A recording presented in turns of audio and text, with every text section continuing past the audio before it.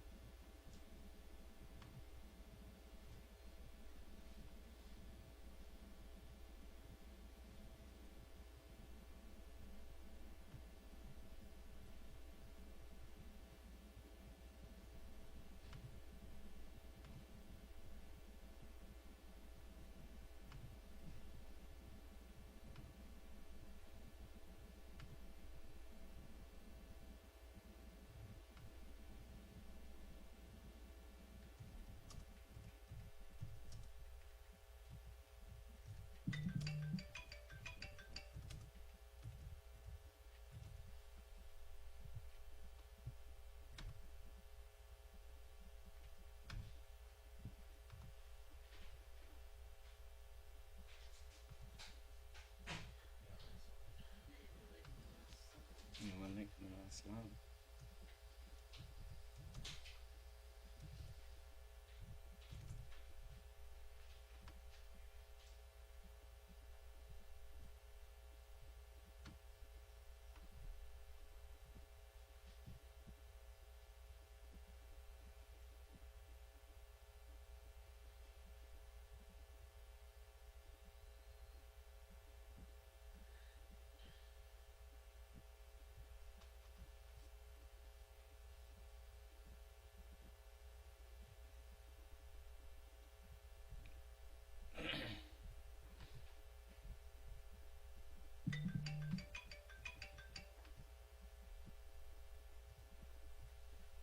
You can start the recording.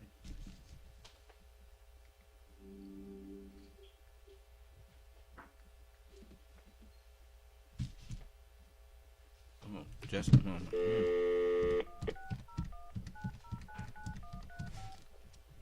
Hold up. Hello. Please enter your conference. We will now connect you to your call. You are the first attendee in this conference. Your host has joined. Conference.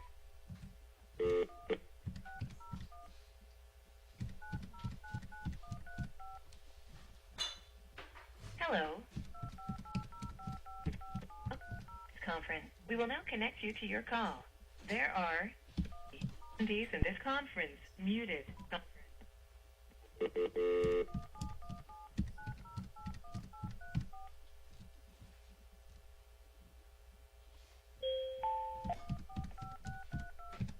Access code accepted.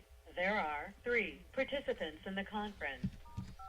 All participants are muted themselves. Okay, you can start it. Conference recording started. The recording has started. Joe Biden has the largest public investment in social infrastructure and environmental programs that is actually finishing what FDR started, that LBJ expanded on, and Joe Biden is attempting to complete programs to address education, medical care, urban problems, rural poverty, transportation, Medicare, Medicaid, labor unions, and he still is working on it.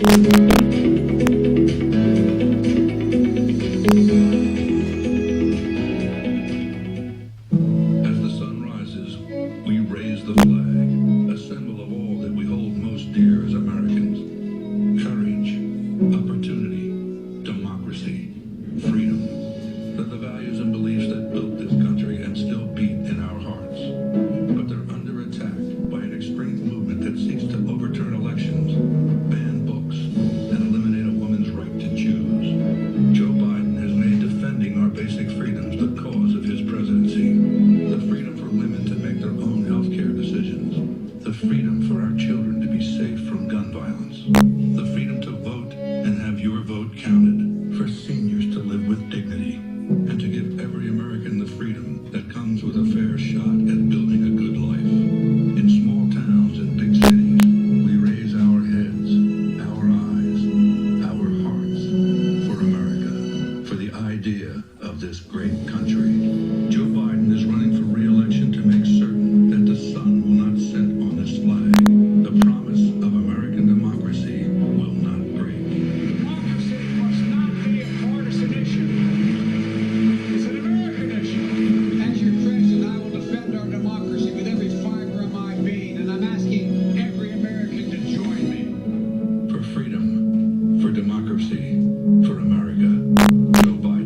I'm Joe Biden, and I approve this message.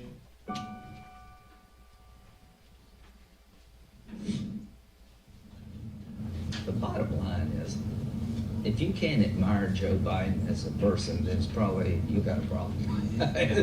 And you need to do some self-evaluation. Because what's not to like? And here's what I can tell you. That life can change just like that. Don't take it for granted. Don't take relationships for granted. I called him after Bo died. And he basically said, well, Bo was my soul. Tall for a long time. He came to my ceremony and said some of the most incredibly heartfelt things that anybody could ever say to me. And he's the nicest person I think I've ever met in politics. Is that right? He is as good a man as God ever created. And we don't agree on much. But I think he's been dealt a really gut blow. I think he focuses on what he's got to do, not what he lost. His heart's been ripped out, but he's going to make sure that the other members of his family is well taken care of. And he started talking about his grandkids. More worried about them than anything. We just talked about the future. Yeah. He started talking about the future of his family.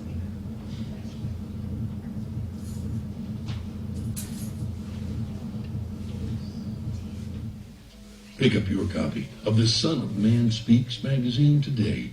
With the Son of Man Speaks magazine, you'll receive automotive tips, wholesome recipes, financial advice, and most importantly, a true understanding of the Word of God. Get your copy of the Son of Man Speaks from these select locations. Sisters, Braid 2, 18070 Mount Ellie, the Shell gas station, 13110 West 7 Mile Road. To get a subscription, call 601-786-9788. That's 601-786-9788. The Son of Man Speaks magazine, dedicated to becoming free indeed.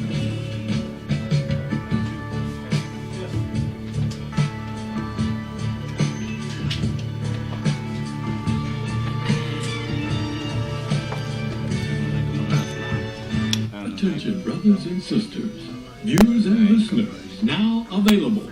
Your Son of Man Speaks magazine digital subscription. Your digital subscription to the Son of Man Speaks magazine will also include our monthly e-newsletter, both delivered to your inbox. If you have any questions regarding the digital magazine subscription or digital newsletter, you may send an email to shabazsprinting@thenewnationofislam.com. That's shabazsprinting@thenewnationofislam.com. Or call 1-601-786-9788. That's 1-601-786-9788. You can also subscribe online. Visit www.thenewnationofislam.com and click on the magazine tab to register for your online subscription. We would like to invite you to help support the efforts of the Unity and Rebuilding Fund. Visit the website at www.unityandrebuildingfund.com. That's www.unityandrebuildingfund.com. We often hear how we need to work together to rebuild the city, and we're actually doing it. You can make online donations and click on links to track the progress of the Unity and Rebuilding. And for more information, 313-868-0000. The local number. Again, 313-868-0000. Support the Unity and Rebuilding. To make your online tithes, offerings, donations, gifts to the Son of Man through Cash App, make your payment to $New Nation of Islam. That's $New Nation of Islam. Or call 601-786-7056. 601-786-7056.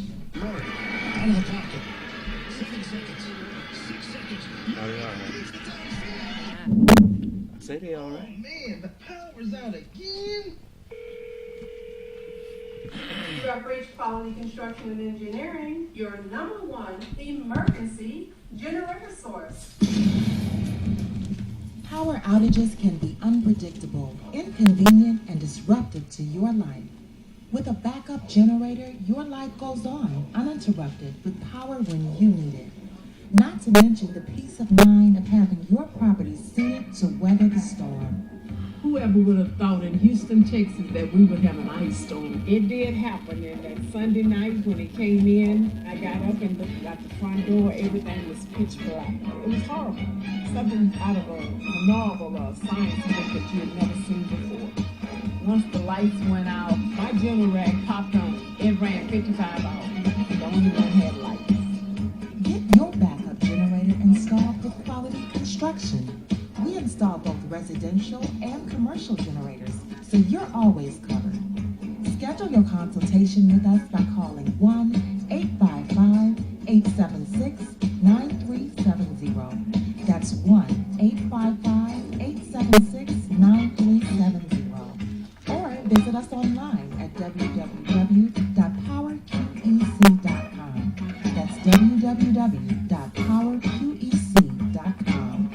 Financing is available with low monthly payments and 0% interest for 18 months. That was the best investment that we could have ever made. That's my backup, the generator. Generators with Quality Construction, built tough enough to weather the storm. I just used your other one though today because it was, look, it did 2 drips and I was like, oh, I can use my umbrella. My homegirl was talking about it. I'm like, don't talk about it. With our umbrellas, our customers are turning a drab day into a fab day. After all, representation matters. In other words, rain or shine, we've got you covered. Introducing Designs by Deej, your one-stop gift shop for all things handmade and unique. Our products range from our most popular umbrellas, blanket and pillow sets, handmade coasters, and other statement pieces that showcase the beauty of our melanin and natural hair in a beautiful and empowering way. You can find our brand at the Sister Shop locations in New Jersey and Atlanta, Georgia, or you can visit our website, www.designsbydeej.com. Again, that's www.designsbydeej.com.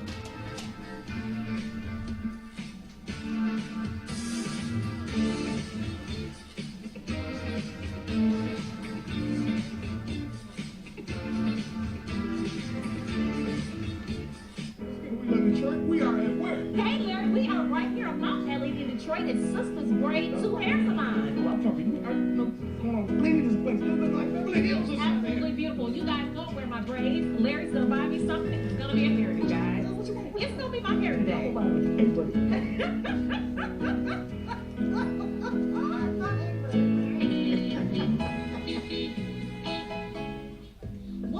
Welcome to this week's edition of We Love Detroit. I'm on Detroit's east side at Sisters Braid 2, a beautiful hair salon. I am here with the CEO, Miss Crystal. How are you today, Miss Crystal? I'm good. Thank you. I am so excited to be here. Everybody know I love my hair and I love my braids. Typically, you guys know that. You have to tell us, how did Sisters Braid 2 get started? We started Sisters Braid 2 in 2009 in order to bring back some experience and quality and great customer service to this craft that I love so much. Yes, wonderful. And it's so clean and professional. And I have such a warm feeling when I come in. It's beautiful in here. It's decorated so beautifully.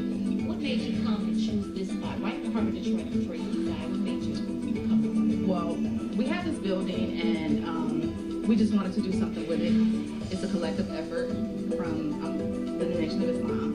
And we came in and they allowed me to decorate it and set up like I wanted to, and that's how we got started with that. Now listen, not only do you guys do braids, because that's what's in the title, but you don't only do braids, you do all hair care here, right? Yes. Let's talk about some of the other services you offer? Yep, so we offer all phases of braids, but we also offer natural styles like two-strand twist, scalp twist, men's braids, children's braids, press and curls. The only thing we don't do is chemicals.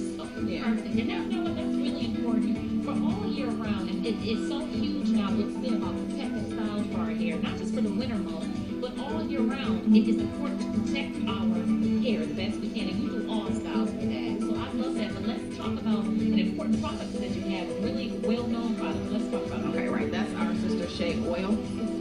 Yes, it's loaded with 10 to 12 great natural oils, aloe vera, shea butter, grapeseed oil, rosemary. So all those things that soothe the scalp while you're in braids, or even if you're not in braids, those things are going to hydrate those coils and keep your hair healthy. And it's done really well, right? You've been on some really well-known shows, right? Yeah, we've been on Live with D. We've been on Channel 7. We're featured in Small Business Saturdays. Fantastic. We have the Spirit of Detroit Award. She's on the Spirit of Detroit Award. And now she's on the award. We love Detroit. Absolutely. Now she's come around. Yes. Absolutely. We just love it. Right here, Sisters Shea is the product. Sisters Braid 2 is the shop. When are you open, Krista? We're open Tuesday through Saturday. We start as early as 8 a.m. We take our last appointment around 6 p.m. So appointments, because you want to make sure that you're being considerate of others' time. Yes. And because that's something that's very important. Right. In order to give that comfortable quality service, we feel like the only way to go is by appointment. That's right. As soon as you get in, you're getting in the chair, you're getting serviced. My favorite. I will definitely be coming down. Braids. You guys must too. It's beautiful in here. Over a decade of experience, wonderful customer service. It's so beautiful in here. I have to say, being right here on Detroit's east side of Mount Elliott, Sisters Braid too. Yes. You have to come down. I got to come down and see us, right, Chris? Yes, absolutely. Because we love Detroit. Yes, we love Detroit. Yes, we love Detroit. One more time. We love Detroit. Hey, another show, gentlemen. Larry, wasn't that so nice? It was so fascinating. You know, it's amazing what people can do when they put their mind to it. Absolutely, especially in this beauty industry. You guys have to make sure you come on down to Sisters Braid too. It's rejuvenating. Yeah. In my own neighborhood. Larry didn't buy me a style today, but at least I got an appointment for next time. You're smart. SOS Graphic Design provides agency quality professional graphic design services from established companies to startups and individuals, creating a simple logo to complete rebranding and delivering visual communication with print media. Everything SOS Graphic Design does has a single unifying objective: to set your business apart. We are at your service. Call 313-342-2166.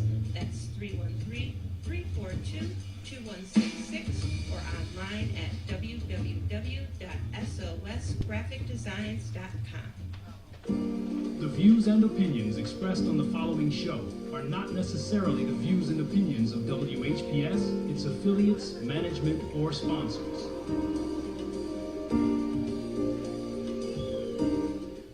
Brothers and sisters, are you tired of reading the Holy Scripture and not really understanding what you read? And if you're reasonably sure, have you ever tested that what you feel you know with someone that has a different view than your own? Then let's talk with one another. Then let's reason with one another on a Scriptural Discussion with the Son of Man every Wednesday at 9 p.m., Friday at 9 p.m., and Sunday at 12 noon. On WHPR TV Detroit Live, 88.1 FM WHPR, and Comcast Cable. Why don't you call and discuss the Holy Bible, and if you have one, the Holy Quran, and come to an agreement about the Holy Scriptures and their true meaning?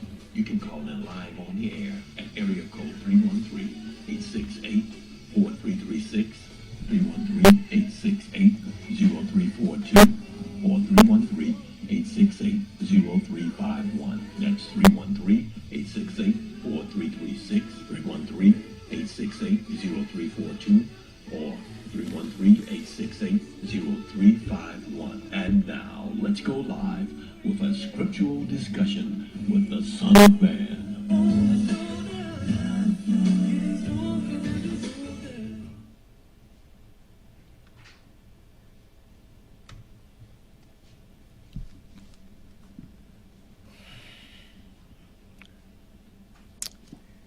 In the name of Allah, the Beneficent, the Most Merciful, the Truthful, and the Most Just. I greet all of you once again who are hungry and thirsty for the true understanding of the Word of God.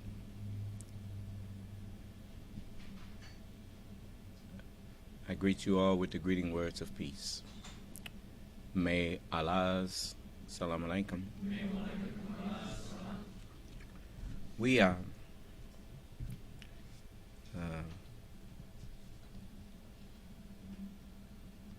want to begin as we always do. By the way, we're back on Truth Social. They unblocked us. So, like I said, don't ever try to force your way into people's forum. That's uncivilized. That's something that if I tell you that I don't want you on my property, I shouldn't have to put up no fence. All I should have to do is say, I don't want you on my property. And then it's up to you to treat me like you want to be treated. When you tell somebody to stop doing something that you don't want done to you, you expect them to stop, don't you? Well, then if they tell you that, you stop. When people block you, I know it's other ways you can get into people's forum. They don't have to know you there. But if they block you, why keep trying? That's their way of telling you the door is locked to you. Don't come in here. So well, they unlocked it. So I guess they said, well, we'll try it again. Like I said, you have no reason to block me because I'm not a bigot. If I say something that is erroneous, meaning it is error in it, point it out, and I will correct it and pay you for pointing it out. You don't have to come to me and throw insults at me. I'm not insulting you. All I'm doing is speaking the truth as I view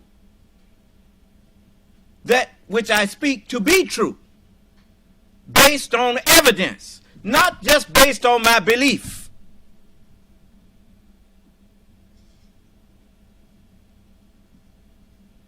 That's why you can ask me questions about how did I arrive at this conclusion. I can tell you. If you ask a jury, a member of a jury, or all of the jury, why did you come up with that verdict? They can go back over it with you and tell you why they came up with it. I know. It's based on evidence, not belief.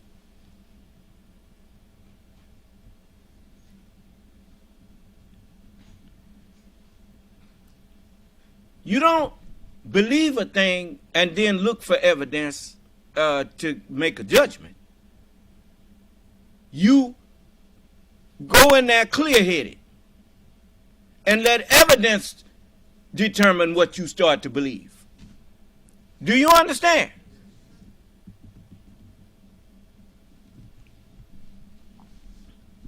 So now, to all of those on Truth Social that got some of y'all got offended because of what I said about Trump.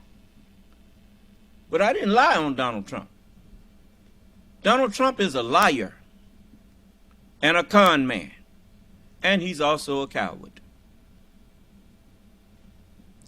You notice. Now, I ain't never really been arrested for felony stuff, for serious stuff.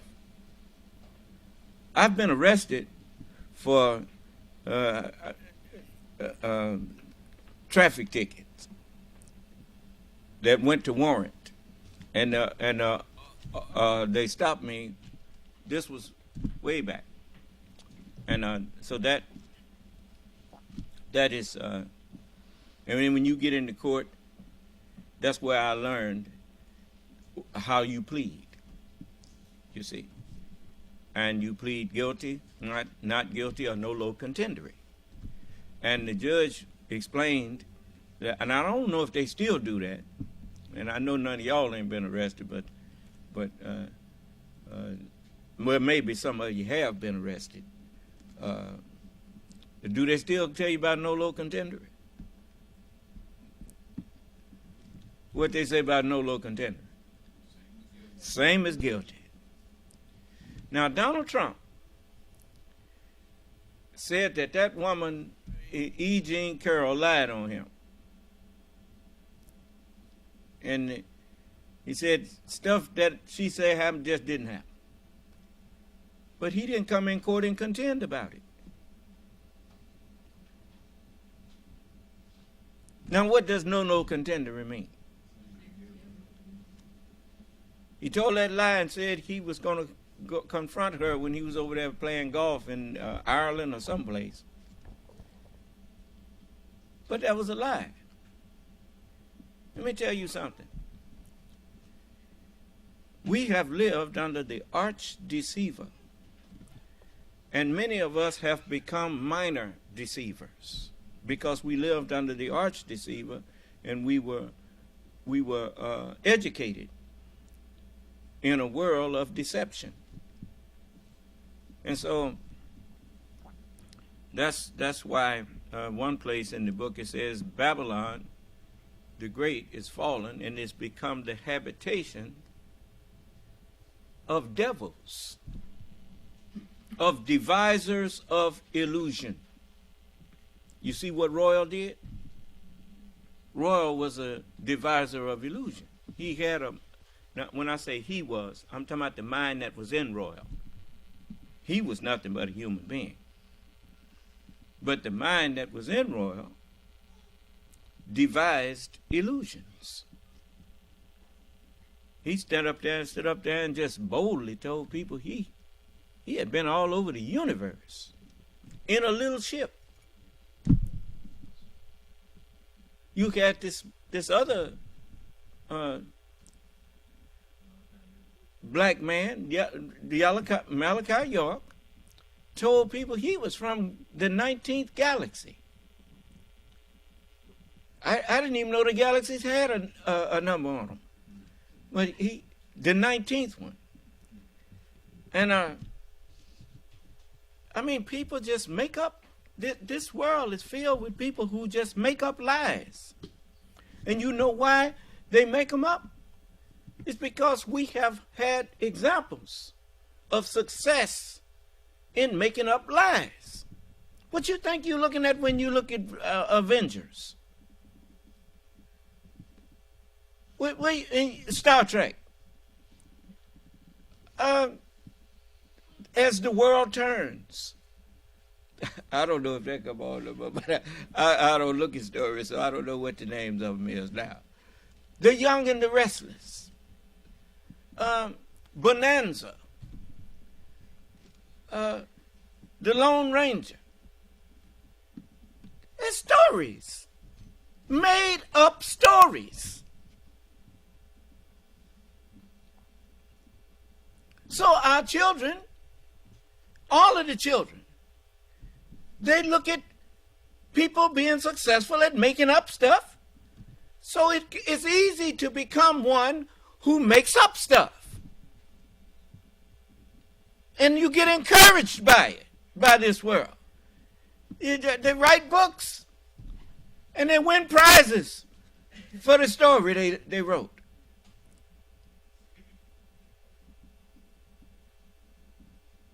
So everybody becomes a deviser of illusion.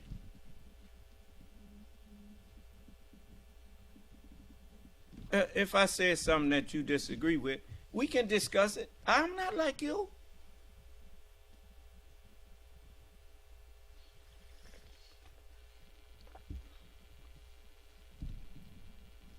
And when I say I'm not like you, I'm talking about my mind. I ain't talking about my body. My body is just like yours.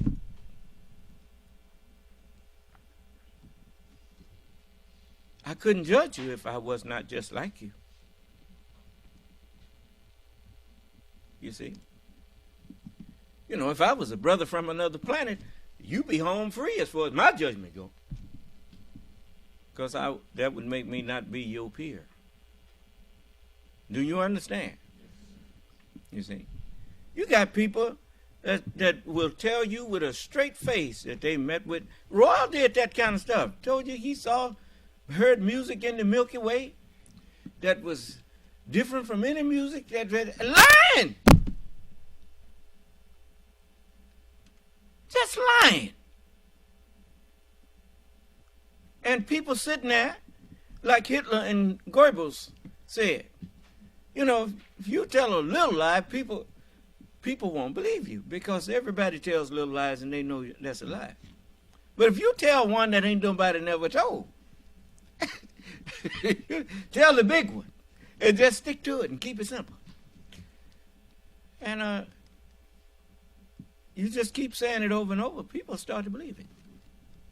Because they say, ain't nobody would make nothing like that up. You couldn't make up nothing like that. Oh, no, you must don't know where you at. People make up stuff all the time. I mean, look, man, I see people on stuff on TV that I would have never thought of. Did you ever check Alien out? Man, that takes some wicked imagination to make up some creature like that. And then give life to it. The stuff of nightmares.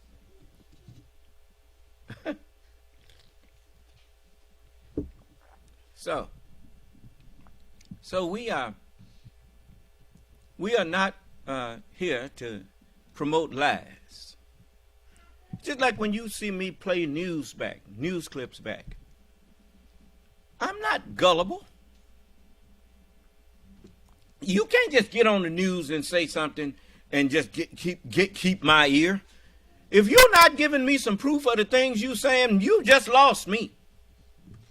Because I can't talk back to you, so all I can do is turn. So I just turn. You see, that's why I don't watch Fox News. I told you before they got sued and everything, I said that Fox means trick people. You know, they say I outfoxed him.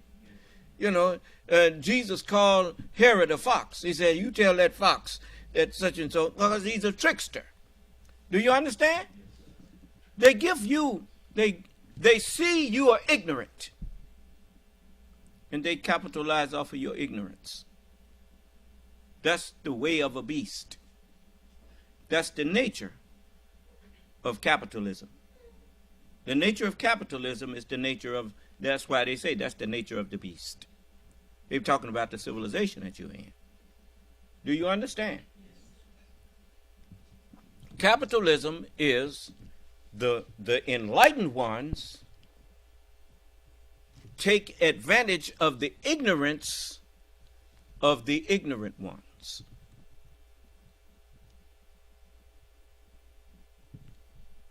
And that's the kind of world that has been cultivated for the past 6,000 years. That's what Yaqub had in mind when he made the devil. When he placed a ruler, that's what minds do. Minds rule. All of you are gods. You have dominion over something. Your mind grants you dominion if it's nothing but tying your shoe. If you think that that's not dominion, watch a child and you tell them to tie up the shoe and they say, I don't know how. Then you say, come, let me teach you. Come, let me give you dominion over that. Huh? All right. Starting to make sense to you now? Ye are the temple of God, because you are the temple of mind. And mind trumps matter. That's why Jesus said, don't fear them who can kill the body, and after that, there ain't nothing else they can do. I'll tell you who to fear. Fear him that after he have killed, have power to cast into hell. Yeah, I say fear him. Because if someone take your property, you can start over and build over. If somebody burn your house down, you can rebuild that house. But if somebody burn your mind up,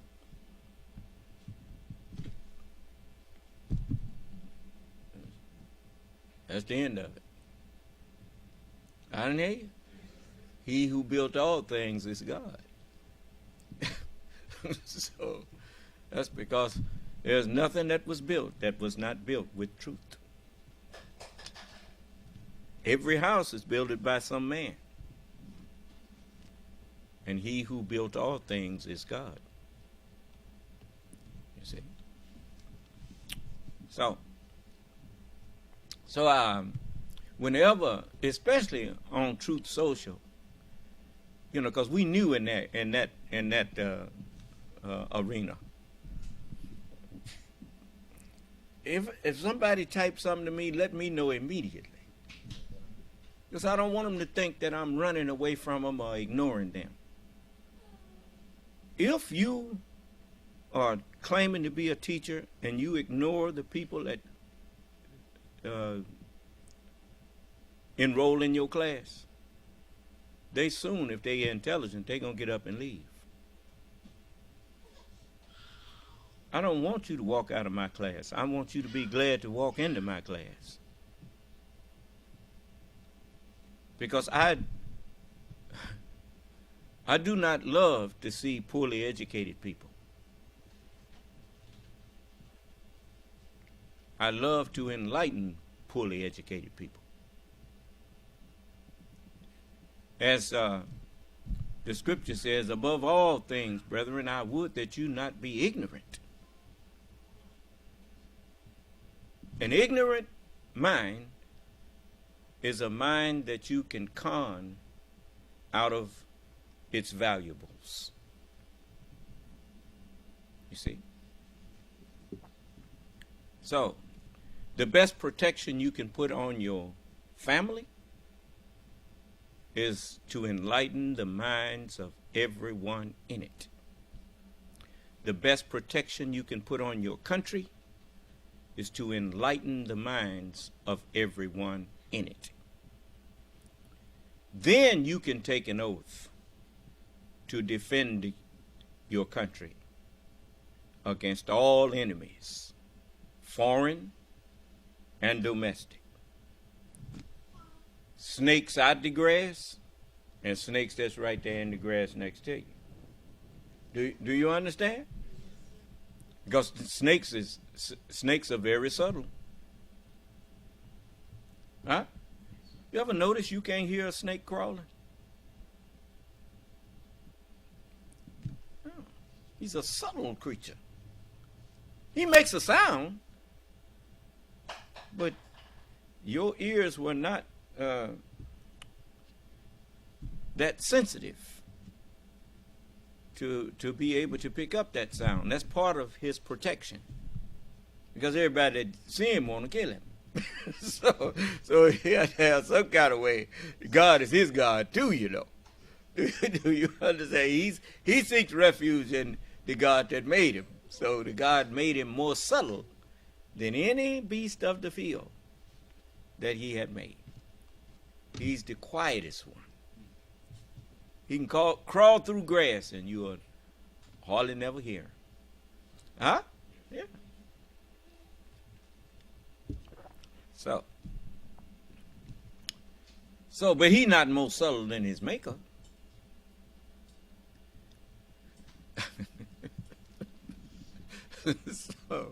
so he's a fool to try to sneak up on his maker. Do you understand? I done told you, this is the day of judgment. So I'm here to judge the quick and the dead. And I'm here to offer salvation to all. You see? So they have no reason to lock me out unless they just want to be destroyed. You know, I mean, I'm here offering you knowledge that will save your life. The mind that you have, the mind that all of you have is about to be destroyed. Do you not see what's happening to people? People's just losing it. There's no accident. The end of a world is the end of the mind that controls it.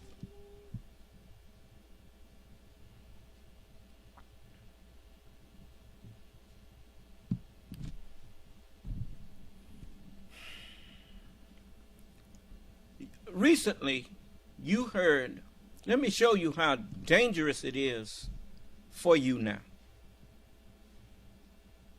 You recently heard that there was a flight and the captain and the co-pilot, you know, when they have to use the restroom or something, they can leave the cockpit and the other one is flying the plane. The captain left the cockpit and went to use the restroom or something, and when he tried to get back in to the cockpit, it was locked. And he was banging on the door to tell the co-pilot to let him in. He wouldn't let him in. And they saw the plane descending. Now, all them people that was on there, they may have had what you call minds that still work properly. But they didn't know they had a man up there flying the plane whose mind wasn't working properly.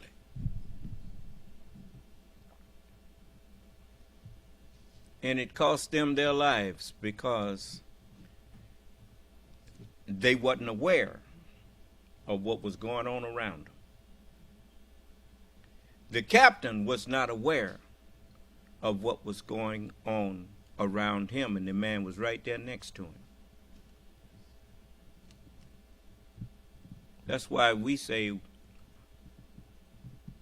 we seek refuge in Allah from the accursed devil, from the accursed deviser of illusion.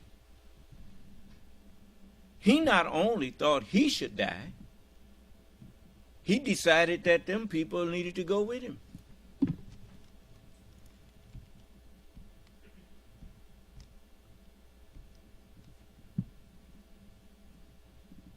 So, when you first heard about a mass shooting at a school, it was up there in Columbine High School. A fellow named Klebo, whose granddaddy had been teaching him how to shoot. It's just like I tell all of my followers. You know, we used to study martial arts in the temple, you know, because our understanding of what the final end was going to be was something different. You still got some people that study it. I don't happen to be one of them, because I don't intend on fighting nobody. Islam is a religion of peace. What is it, son? Yes, sir. You want to be notified? Yes, go ahead. Yes. Local Clip says, "You are stupid, pal. Elaborate, please. How is Donald not worthy of the White House?" If I have to tell you that, I'm not the one that's stupid. So a man who tries to overthrow a government that has been here for 200 and since, I'll say like this, since 1776, the United States has been the United States. And it has had 40, up to now, it has had 46 presidents. And up until the 44th or the 45th president, every time an election happened and if one who was the incumbent or one who was in the office lost the election, he accepted the election. And he never accused anyone of trying to cheat him out of the election. Because the same election and the same electoral process that had now voted him out of office was the same process that voted him into office. You notice, winners don't never accuse somebody of cheating. It's always a poor loser. And then, knowing that this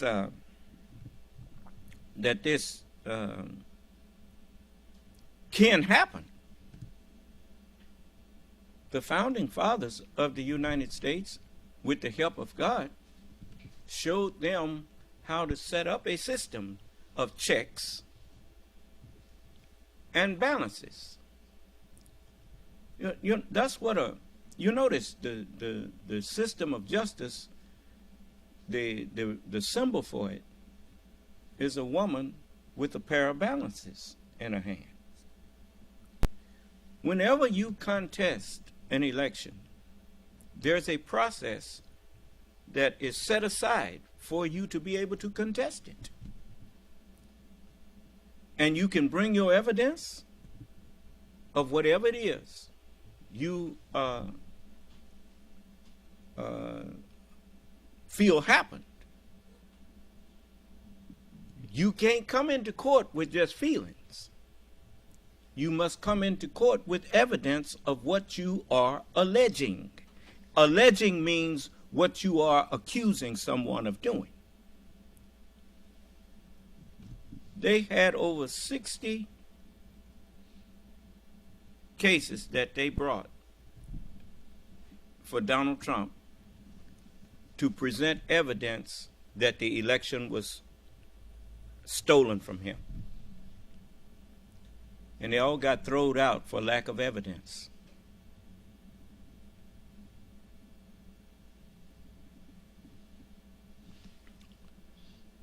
Donald Trump says that people are on a witch hunt for him. You know what a witch hunt is? A witch hunt is a search for something that does not exist. And if there is no evidence that exists to condemn Donald Trump, why does he not go before the grand jury and make them show him evidence why they are accusing him without evidence? You see, you all are used to talking foolishness. That's proof of that is the way you came in here. The question that you asked me shows me that you don't pay attention to anyone who disagrees with you. I'm not like that. If you bring me something, you've heard me tell people that accuse Donald Trump of something. I said, now, wait a minute, where's that at? Where you got evidence that he done that? You see, I don't have to like you to not lie on you. I respect myself too much to go around lying on people. Because if your word ain't nothing, you ain't nothing. Once you get a reputation of being a liar, then you through. No person of good conscience, or no person of equity or notoriety or power will ever trust you, and therefore you will never be able to go to them for help when you need it. You see, in all of these things that the question that you asked me about why is Donald Trump not fit to be president? What was his question again? He says, "You are stupid, pal. Elaborate, please. How is Donald not worthy of the White House?" You see? See, even the way you put that. Now, what I would like you to do is come in and send him the number and have a conversation with me and tell me why you came to the conclusion that I'm stupid. I mean, that's a fair question. I mean, since you know, if you accuse a person of being insane, they have a right. Did you see Miracle on 39th Street or something like that? The man that was named Kris Kringle. Before it was over with, he had to even the post office declaring that he was Santa Claus. I mean, you know, it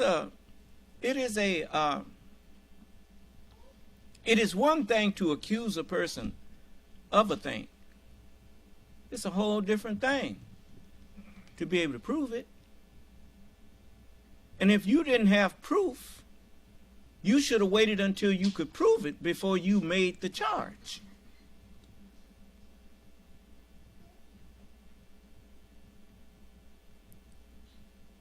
Now, come in here. You call me stupid. You say you're a stupid, pal. Okay. Okay, come on in. And let's me and you talk. And let everybody that see your post there, let them see you deal with this stupid man. Come on. Or are you afraid?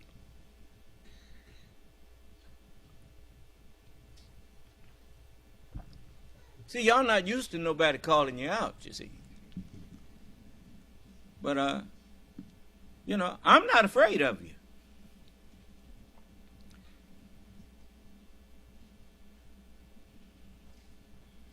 So, come on in here. Do we got him? Do we have him? If he's there, unmute him. Is he there? Well, unmute these people.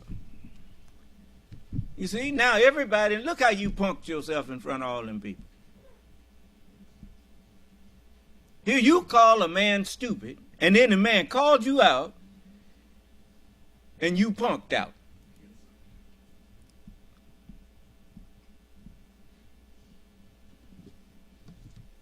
Okay. What? Yeah, so we got someone else. He's cussing in his. Well, we ain't gonna read your profanity now. Now, how did I know that we were gonna do this? But anyway, keep a civil tongue in your head, cause all that cussing and swearing just shows me that you're afraid. See, that's what dogs do. They bark real loud and growl and go on, and they stand there while they're doing it. And if you move towards him, he go to back it up. So now, dispense with all of that cussing and swearing, and come on in here and have a conversation with me, man to man, and let's see what's on your mind.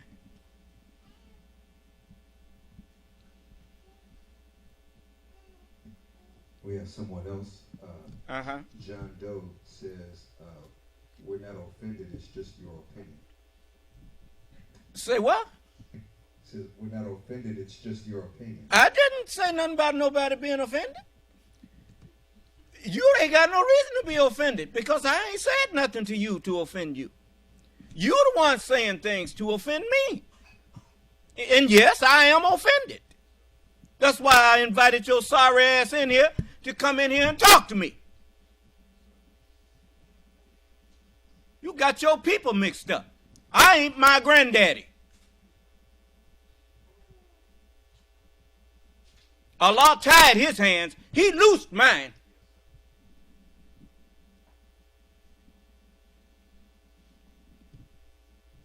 Always talking about what y'all gonna do to somebody. You got an ass too. And you sure can't come after mine and leave yours at home.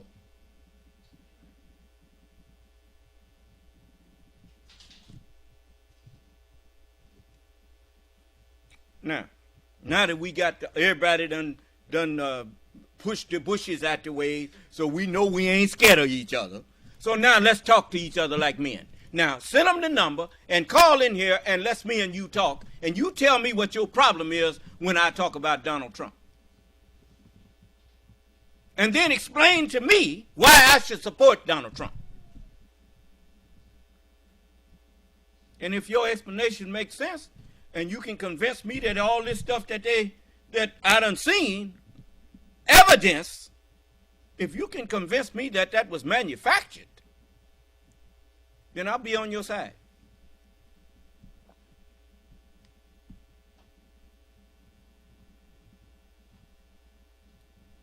See, because understand something. You know why they have what is called discovery in courts? Just like everything that the government is going to bring against Donald Trump, everything that the DOJ is going to bring against Donald Trump, they have to show it to him and give it to him so that he can prepare a defense. And you know why that's written in their laws? It's because they know one thing is a fact. That if facts are pointing to your guilt, whatever defense you try to mount is not going to do away with those facts. Do you understand? There is no doing away with facts. There's a axiom in mathematics that are in science that matter cannot be destroyed, nor can you create matter. You can only change its form. Well, that's the same with facts. You don't create facts, you find them. That's what took so long, because there was no witch hunt going on. There was a fact-finding mission going on. And they came up with some facts.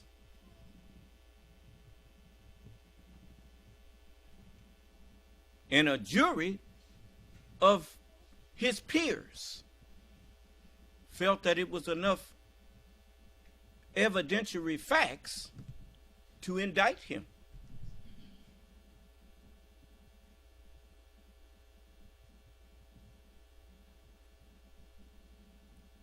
You see, you got a hidden agenda that you don't really want to discuss with me.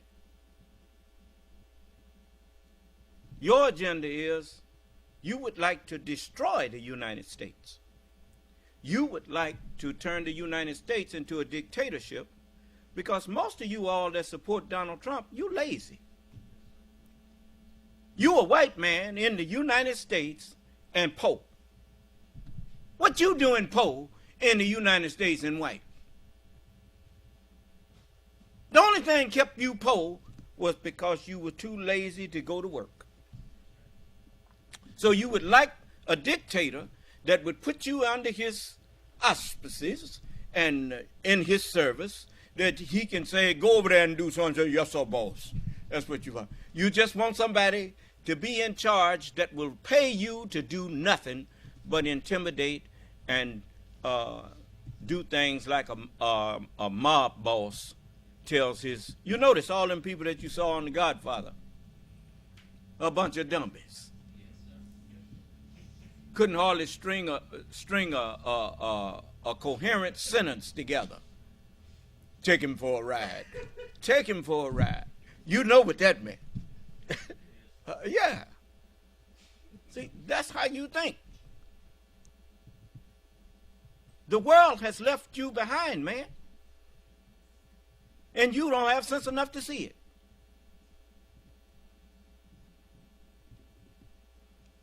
You sit up and you look at me and you consider me inferior to you because of my skin and because your fathers held my fathers in slavery, and you don't know what was behind that. We the one taught them how to do that. Because we was trying to get me here. And now I'm here. And they was told, when the Lord come, stop, or you will be put to death. And you notice, you can't even come in here and figure out a way to even begin a conversation with me and got nerve enough to be sitting up out there and call yourself ridiculing me.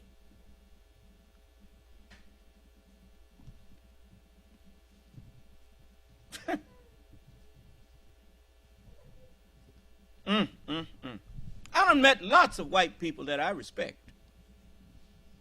When I was over in Vietnam, I had some in the Marine Corps. There was a lot of white boys that in there that I respected, and they wasn't cowards.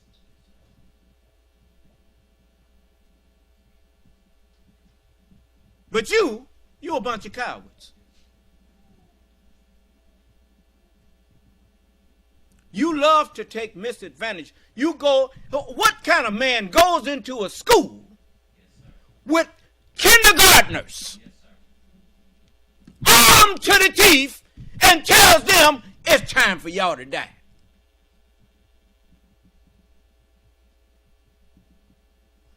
What kind of man goes into a shopping mall with an assault rifle and starts shooting people down that can't shoot back at him?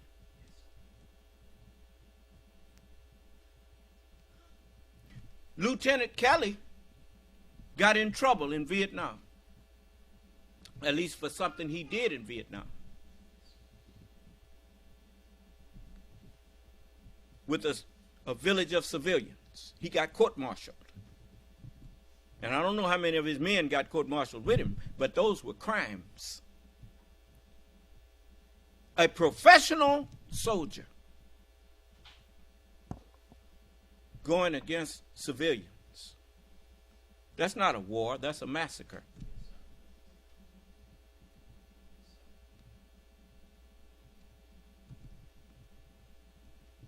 Just like all these dogs out here talking about they ready for a race war. A race war with who?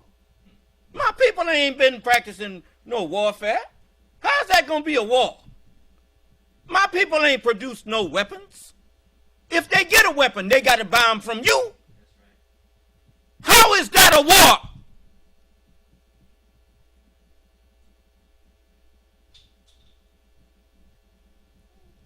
My name ain't Farrakhan.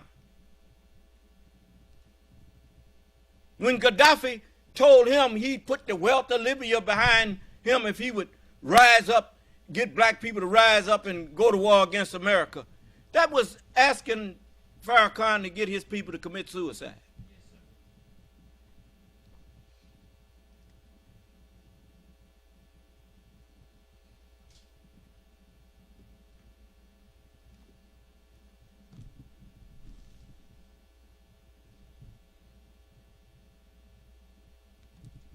You all are a bunch of cowards.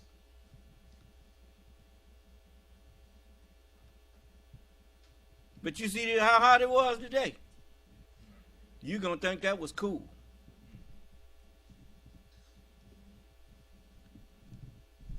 Yeah. And wait till the winter get here. Just wait.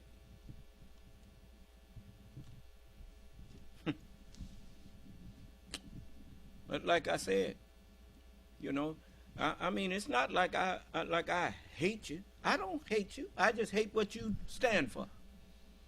I hate what you have given yourself over to do. And I'm warning you, you better turn around. You think the one who brought you into existence can't get rid of you? Is that what you think? We made white people. We made yellow people. And we made brown people. All of them came from black people. So when you read in there and said, God said, let us make man, that's the black man talking. That's right.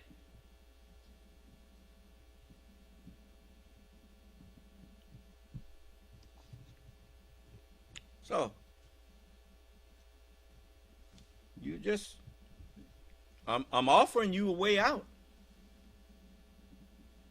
Because I know it ain't your fault, you the devil. We made you that. Well, I'm offering you a way out now. The book says we shall not all sleep, but we shall all be changed. In a moment, in the twinkling of an eye, at the last trumpet. And I am the last trumpet. I am the first and the last. The first trumpet was Satan. The first man, Adam, was made a living soul. So all of the trumpet sounding that you've been hearing been coming from Satan. That's why all of you is acting so crazy. But the last trumpet is the Lord from heaven. And I am the first and the last. You'll notice, I don't talk like prophets. That's what you see on the front of my podium here. You see that lion laying there with the lamb? That's me. I am both, the lion and the lamb. And depending on how you act, you will discover which one of me you will see. I have the authority and the power to cast you into hell. And all I have to do is say it.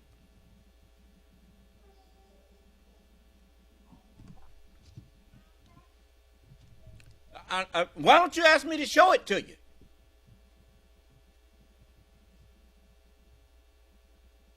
I don't say things that I didn't get out of the scriptures. The scriptures told me to tell you that. It says, cast into hell every ungrateful, rebellious one. Who was it talking to?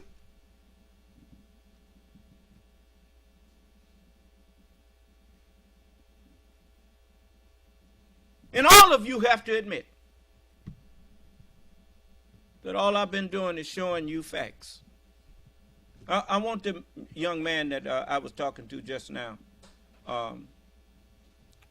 especially the one who said, I'm stupid, why shouldn't Donald Trump? See, I know he has not been looking at no news, but Fox and Newsmax. And you know, did Fox tell their people that they just paid a $780 million lawsuit for lying?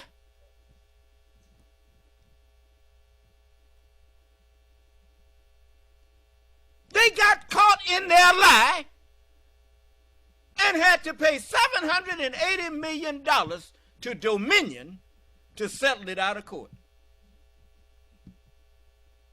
Because I think Dominion was asking for $1.2 billion. But they settled for $780 million. And what's that? Smartmatic asking for $2 billion.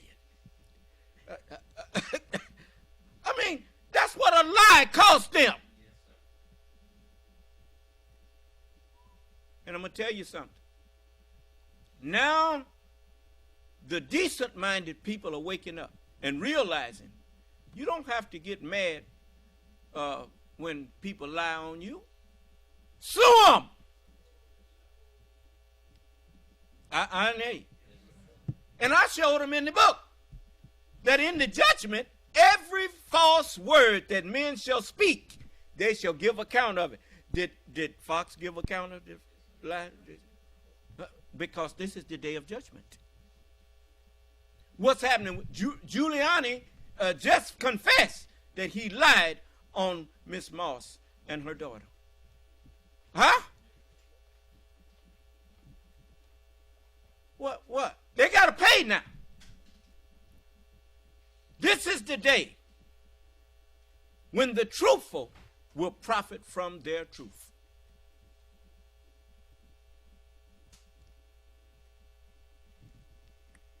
So,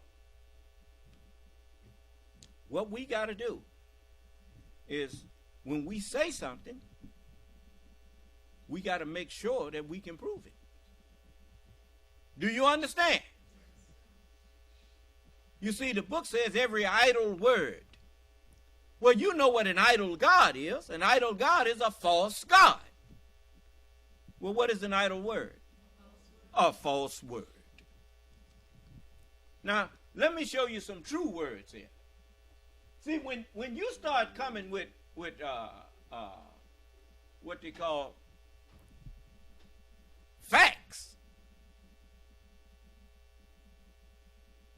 liars don't want to talk to you.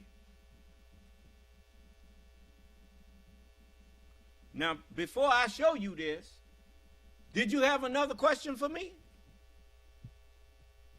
I'm talking to the people on Truth Social. You know, look, man, you think that I hate Donald Trump. I do not hate Donald Trump. I hate what Donald Trump been up to. A man asked me once when Donald Trump got elected, and I didn't like it because I knew what he was going to do. I knew he was going to try to get rid of this government. And I said that before he got up there. When he said he was going to drain the swamp, I say, he talking past y'all. You don't know what he mean by that. Because Washington is built on what used to be a swamp. But they drained that swamp and then filled it and put D.C. on it, according to the history they taught us. So when he say he going to drain the swamp now, he ain't talking about what you think. He's talking about getting rid of your government. You see? And they didn't pay me no attention. And what did he almost do? And the jury's still out.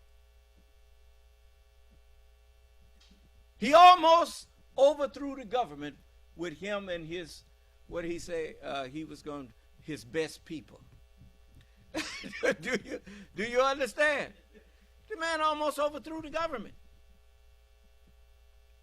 And now, what was all of these things that they was just telling, saying, lies, just bold-faced lies, until even the Attorney General, William Barr, and I use the term Attorney General lightly with William Barr because he was one of Trump's henchmen.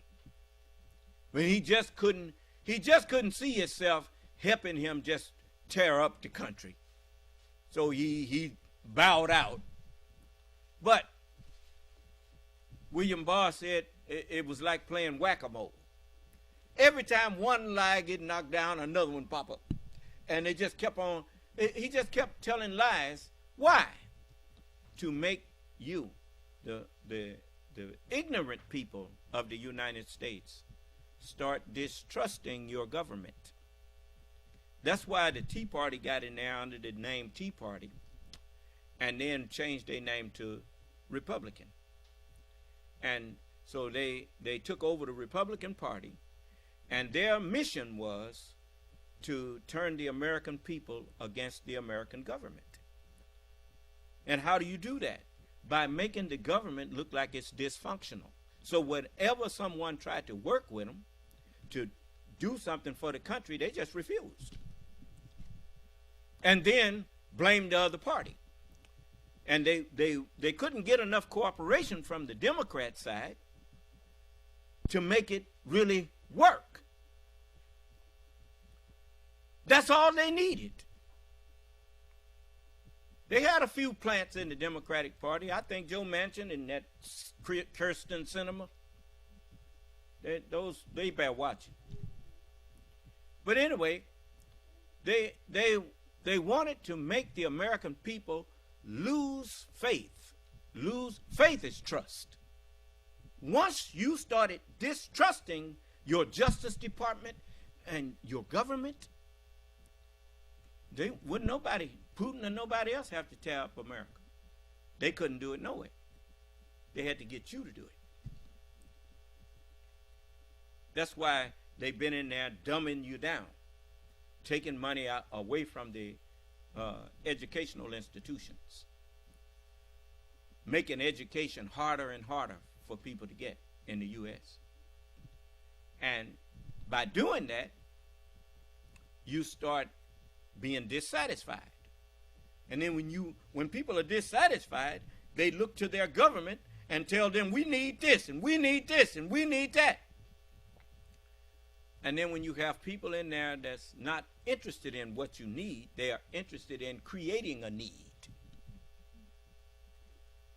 And then when it's not supplied, sooner or later they knew you was going to rise up. That's what their hope, that you would rise up and overthrow your own government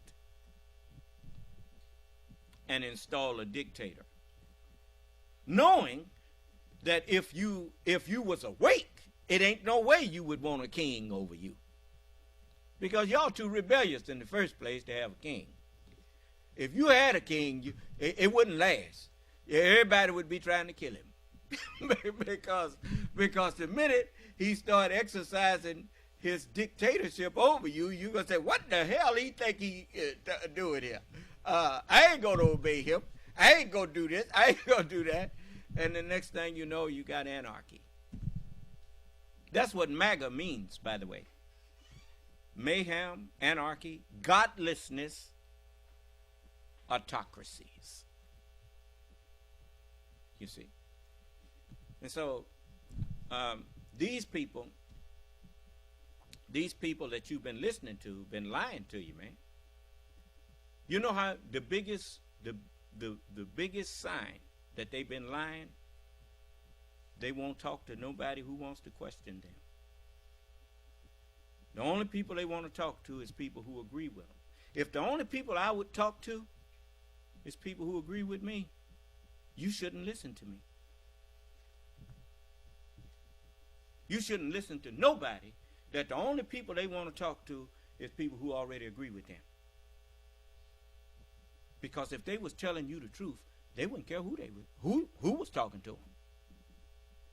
The truth does not need defending. The one who tells the truth is defended by the truth. I don't defend truth. Truth defends me. Okay, now somebody had a question? I have a question, sir.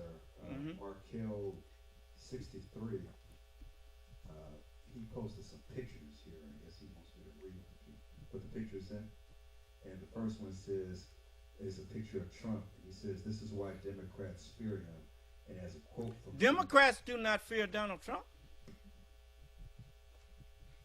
All these people, let me show you something. You say Democrats fear Donald Trump, then why did they start an investigation of him? That's like saying Elliot Ness and them feared Al Capone. If they feared him, why did they arrest him? See how you have been listening to all these people poisoning your, feeding you lies, and you so used to eating up lies that you don't even think about what the person is saying to you. If they was afraid of Donald Trump, he wouldn't have no problem. I'll show you an example. I grew up in America. I went to school in elementary, junior high, and high school, and I saw bullies. Everybody who was scared of the bully never said a word about him, didn't tell on him for nothing that he done. But somebody who wasn't scared of him, them was the ones who told on him. Them was the ones who walked up to him and said, hey, man, what you doing? You see how you got it backwards? Donald Trump goes in court after all that big talk he done against Jack Smith and wouldn't even look at Jack Smith. That's the way people do when they're scared of you. They don't look at you. Do you understand?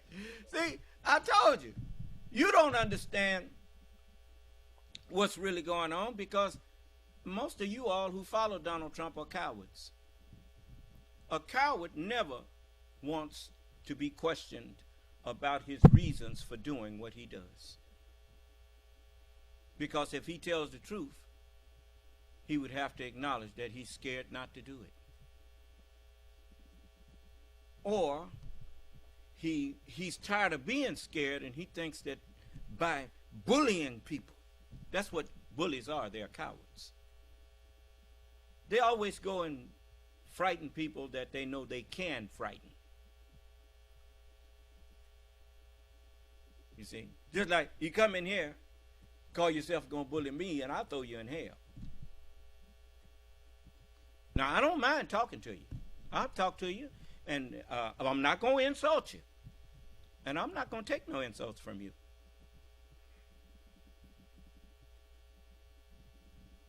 Now, you can come in here and roll the dice if you want to, but coming in here rolling the dice with me, it's always going to come up snake eyes.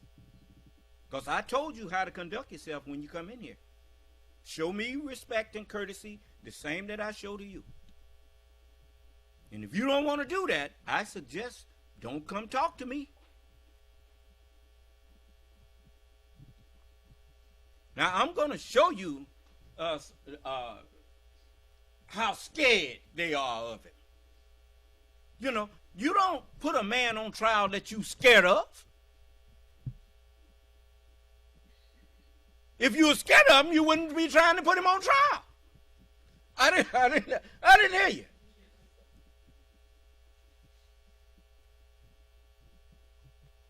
Now prove that you ain't scared of me by coming in here and having a conversation with me.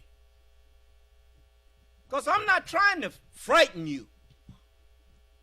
But it seems to me that what I'm teaching frightens you. Because when you talk to me, you have to come with facts. Not fiction. You see? Ain't no sense in bringing a lie in here to me. I don't deal in lies. I deal in truth.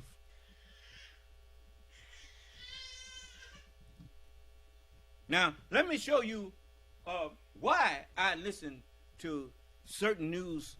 Once I find out that you're a liar, I'm not interested in listening to you no more. I don't listen to Fox News because they are liars. They call their station Fox News when I understand what Fox means. Fox means trick. Trick news. And they done caught you in their trick bag. Now here's some real news. Waving around the document and lying about it, knowing that it was not declassified. It's all in there. It's a real read, this indictment. Lisa Rubin, it is always good to see you. Thank you, my friend, for joining me this evening. That is our show for tonight. Now it's time for the last word with Lawrence O'Donnell. Good evening, Lawrence. Alex, we have Andrew Richmond joining us tonight, and he has been the hardest working man at this network today, and so I want to get to him as quickly as I can. As you should. Go forth. Thank you, Alex. Lawrence. Thank you.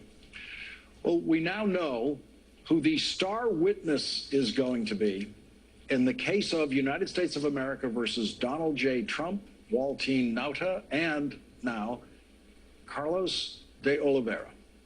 Carlos de Oliveira was added as a defendant in the case today in a superseding indictment which added 9 new criminal charges, some of which apply only to one of the individual defendants. Some apply to all of them. They are all now accused of participating in a conspiracy to obstruct justice directed by Donald Trump. The new defendant, Carlos de Oliveira, is a Trump employee working in maintenance at Donald Trump's Florida residence. The 3-person conspiracy described in the superseding indictment tried to recruit a 4th person to the conspiracy. They failed. And because they failed, we now know what really happened in Donald Trump's criminal conspiracy to possess and conceal classified government documents. On page 38 of today's superseding indictment, the purpose of the conspiracy is described. Quote, the purpose of the conspiracy was for Trump to keep classified documents he had taken with him from the White House and to hide and conceal them from a federal grand jury. Donald J. Trump, Waltine Nauta, and Carlos de Oliveira are now charged with participating in that conspiracy, a conspiracy that almost worked until it came up against Trump employee 4. Today's superseding indictment is a story of very willing and eager participation in Donald Trump's criminal conspiracy by some of the lowest level workers in Donald Trump's employ. Walt Nauta does not appear now to be a naive victim of Donald Trump's criminal intent who got caught in an uncomfortable cross current between his boss and the FBI and ended up inadvertently tripping into a charge of lying to the FBI. The superseding indictment describes Walt Nauta as every bit as guilty as Richard Nixon's criminal White House chief of staff, Bob Haldeman, who went to prison for his crimes committed in that Republican White House for that Republican president. Walt Nauta is described in this indictment as an eager, proactive, on-the-ground manager of the conspiracy who lied to people about why he was not joining Donald Trump on a... Now look, you let me know if somebody hears something on there that they want to challenge and say it's not true. You see, let me tell you something. The FBI, the Justice Department of the United States, they put infiltrators who happen to be black men working for the FBI in the nation of the said nation of Islam. And we didn't even know they was there. But some of them, when they realized that we wasn't no danger to the United States, because the Honorable Elijah Muhammad wasn't trying to overthrow the government. As he said to us, he said, I'm not trying to overthrow the government, just your ignorance. And some of the agents joined us, truly, and told us they was working for the FBI. And we thought this about you, but we see that's not true. And so, I mean, I don't side with the FBI because they've had a great friendly attitude towards my people. But I say this: the FBI did not trump up no charges, fictitious charges against the Nation of Islam. If we wasn't doing nothing, they didn't charge nothing. So for you to come in here now to try to tell me that the FBI somehow is manufacturing evidence, that's a lie. Those people who work for the Justice Department, they're not saints, but most of them are patriots. And they didn't join the FBI or the Department of Justice because they wanted to make a lot of money. any more than I joined the Nation of Islam because I wanted money. I joined the Nation of Islam because I believed in what it stood for. And I believed in the Honorable Elijah Muhammad. And I didn't care if I didn't have no money. He had me. And I followed his instructions to the letter. And I still believe in the instructions he gave me. And so I understand patriots because I'm a patriot. You ain't got enough money to make me betray my people. And you ain't got enough money to make Jack Smith and a lot of them people in the Department of Justice, you ain't got enough money to make them betray the United States. They will give their life for this country. And I respect that. But you who pretend and you wrap yourself up in the American flag like you care about that flag, you don't give a damn about that flag. And proof that you don't give a damn about it, you supported a man who tried to overthrow what that flag stood for. And I don't care how you try to fix it. Donald Trump committed treason as President of the United States and Commander-in-Chief of the Armed Forces. Whether he realized it or not, when he became president, he became a member and the chief member of the Armed Forces of the United States. And then he took up arms, sent an armed mob against the United States Capitol, and tried to go down there with him to incite insurrection.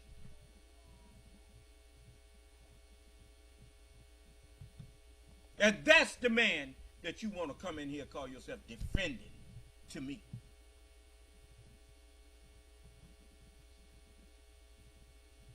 I know a little something about the military. I was in it. I joined the Marines back in 1969 and was in there all the way up to 1972.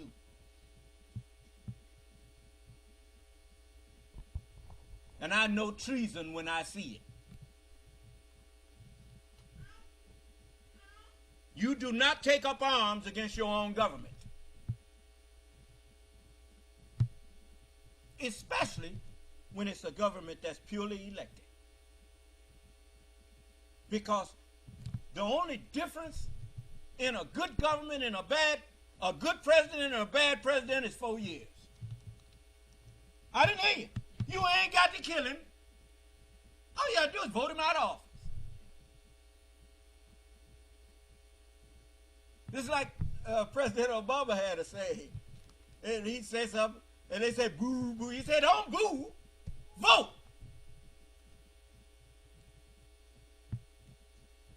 You ain't got to frown when people lie on you. Sue them. And then see who be frowning. Yeah. Donald Trump is a liar. And the only people who support him are other liars.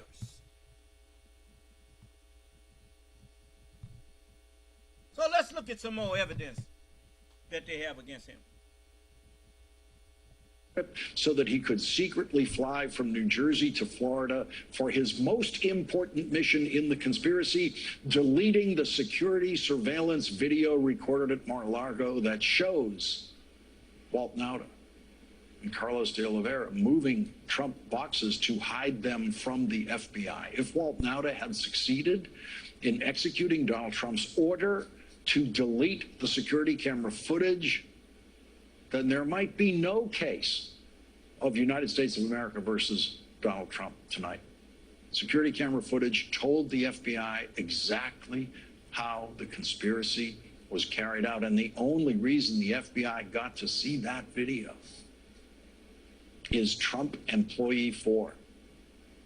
The story of the security camera footage begins on page 27 of the superseding indictment with what turned out to be the most important thing that happened on June 3rd, 2022, a year and a half after Donald Trump left the presidency, when the FBI and federal prosecutor Jay Bratt showed up at Mar-a-Lago to collect classified documents that were subpoenaed by a Washington grand jury after the Justice Department concluded a subpoena was the only way to finally get Donald Trump to cooperate and turn over classified documents that he had improperly and illegally taken with him when he left the presidency.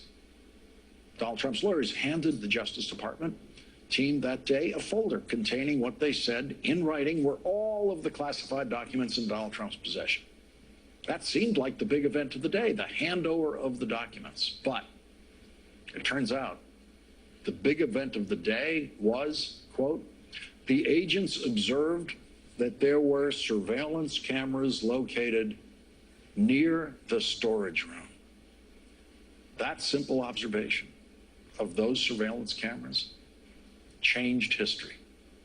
19 days later, the Justice Department emailed to a Trump attorney, quote, a draft grand jury subpoena requiring the production of certain security camera footage from the Mar-a-Lago club, including footage from cameras on ground floor basement where the storage room was located. The next day, at 8:46 p.m., Trump called De Oliveira, and they spoke for approximately 24 minutes. So the day after Trump lawyers are told that the Justice Department is going to subpoena the video footage, Donald Trump calls Carlos De Oliveira and speaks to him for 24 minutes. The day after that, the Justice Department emailed the final, actual, real grand jury subpoena, which required the production of any and all surveillance records, videos, images, photographs, and or closed-circuit TV from internal cameras. That same day, at 1:25 p.m., Donald Trump's lawyer spoke with Trump by phone. Now understand something. That was just as much in Donald Trump's favor as it was against him. Because that video footage could have shown that there was no boxes moved. Do you understand? That's what an investigation is. It is to do just that. Look into it. Was there any thing amiss? Was there any law broken? Those videos could have exonerated Donald Trump if he had told the truth. And the video had showed nobody around there moving boxes or nothing. But it showed just the opposite. Nutter said he didn't know nothing about no boxes being moved. Then got him on camera moving them. Now, how do you get around that? What did Eddie Murphy say? You gonna believe me or your lying eyes? Do you understand? Okay, now just look at all this evidence. And you call, the man opened up insulting me, calling me stupid. And why I won't support Donald Trump. He ought to be answering me for being stupid. Why is he supporting Donald Trump? But I already know the answer to that. I didn't have to ask him why. You see, all of the rednecks, all of the people who try to blame their troubles on other people, Nazi party and all of that stuff, these are people who are always trying to put the blame. You remember what Adolf Hitler did? He tried to put all of his troubles and the faults that was happening in Germany and the things they were suffering on the Jews. It's their fault. Simply because the Jews were industrious people and them other folks was lazy. Do you understand? No, I'm not a person who sit around trying to look for somebody to blame for what's my own fault. You can't lay down in the middle of a thoroughfare and complain because people walking by kicking you.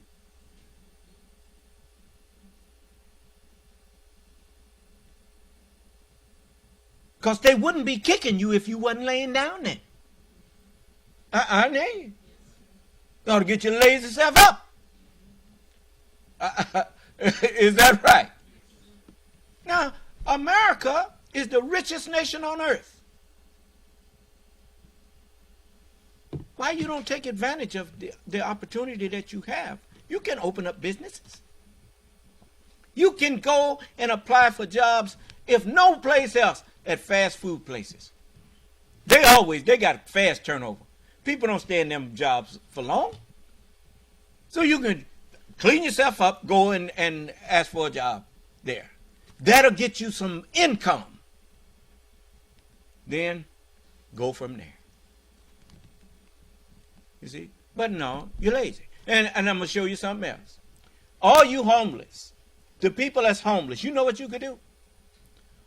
Get 5 or 10 of you. I say 5 of you. What's minimum wage now?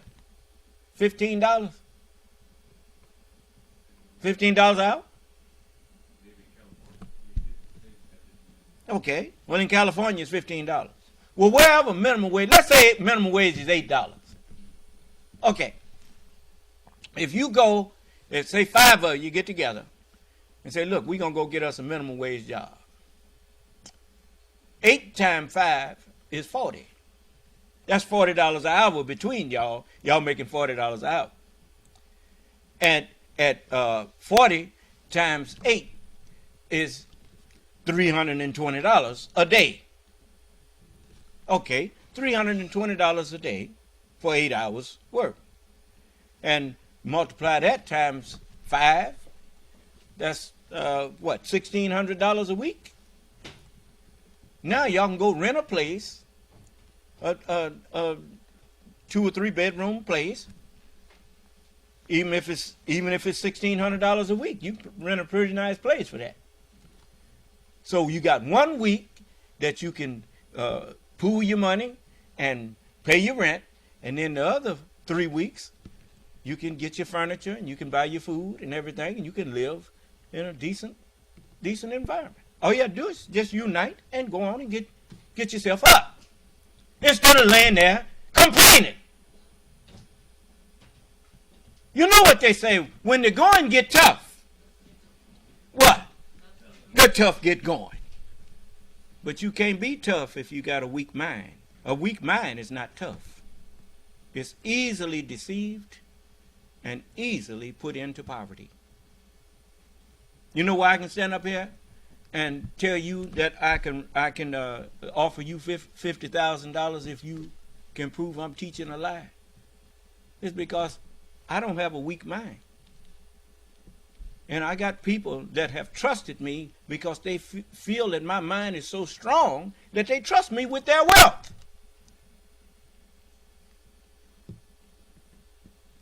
You see? And I have never let them down. You see? If I tell you that I can do this or I can do that, I really can.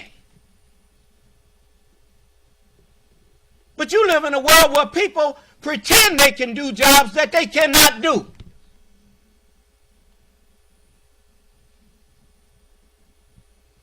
And you go for it. Because I like him. I like her. Hey, hell, I can like you so much, but I still ain't going with you. Because I know you don't know nothing. You don't know nothing that's going to help me. You know. And this is Donald Trump. This is the man they want to put in the White House. A man who left the White House with over 600,000 Americans died because that fool would not let the CDC do their job. Here are people sick. And instead of him getting out the way and letting Dr. Fauci and all of the scientists of the CDC Let them come talk to the American people and tell the American people whatever the CDC tell you, you follow their instructions. The Obama administration did that with Ebola, and it never got to no widespread pandemic because the CDC dealt with it. Then you get this fool in there whose only interest is actually getting rid of your country. That's what America First means. America First, if you want to get rid of democratic republics all over the the earth, you got to get rid of America first, because America is the example of a democratic republic that works. And all of the rest of them are patterning themselves after this one.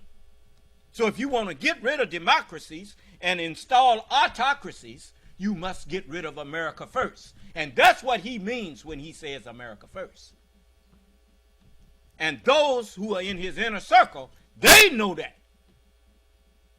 But the other ones, they think that it's all about his racism. He don't give a damn about. Let me tell you something. Hitler didn't get no more care about white folks than he did Negroes. Most of the people that Hitler killed were white people. Do I need to say that again? Europe is mostly white people. That's who Hitler was killing.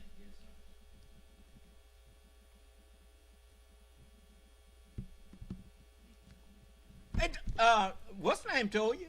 Howard Stern. He said the people, you rednecks and you people who racists and bigots. Yeah, Donald Trump is a racist, but he's not blinded by it. He uses it. Do you understand? Because he know that will get you to go vote for him. So he doubles down on it. But as to show you what he think of you and think of your intelligence. See, you considered it a compliment when Donald Trump. I told you, you can insult a fool, but it don't make no difference because a fool don't have sense enough to know he been insulted. Donald Trump stood up in front of the whole world and said, I could go out and shoot somebody on Fifth Avenue and I wouldn't lose no support. And he left it like that. But what he was thinking was, I could go out, and these people that support me are so stupid that I could go out and shoot somebody on Fifth Avenue and I wouldn't lose no support from these fools. Do you understand? And it's true. The man tried to overthrow the country and he didn't lose no support from them fools. I'm trying to show you.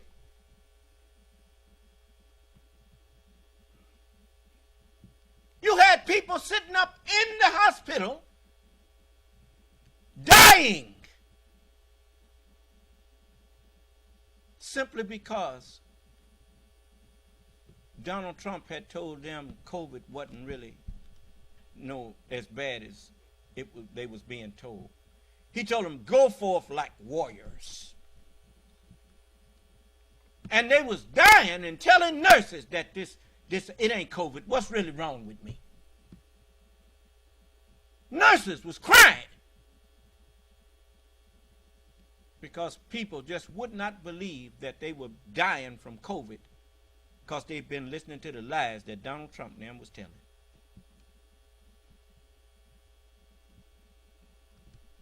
And I'm going to tell you something.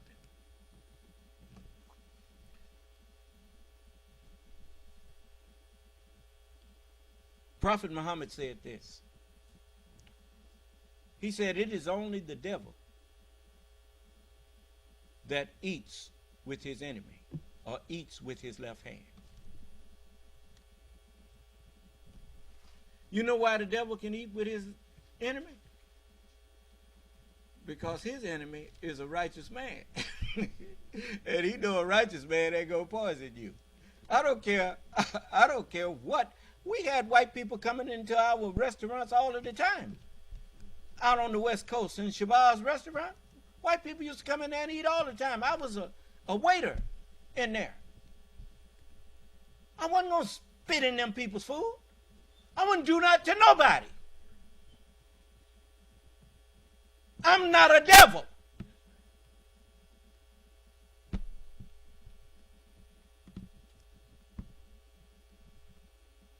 It's no way that I would sit up and purposely lie to you just to keep a job. Lie to you about something that could save your life until you don't do it.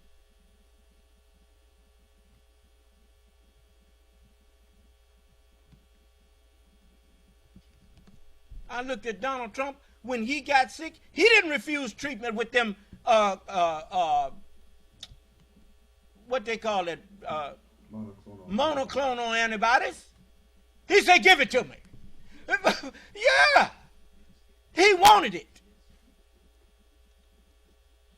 After telling people, don't panic. You don't have to take no shot. Farrakhan got sick with it. He took it.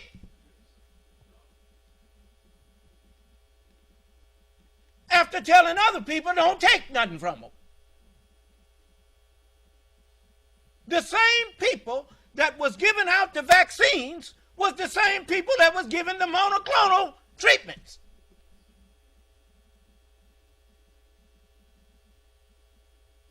Bunch of hypocrites. Liars. Over 1 million Americans died because of their lies. And that is a fact.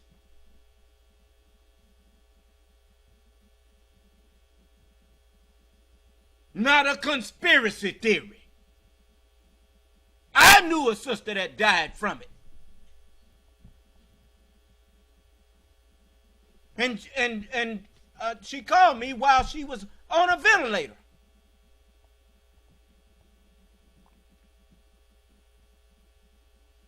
And it was nothing I could do but try to comfort her and tell her to just trust in Allah and let Allah worry about what's going to happen.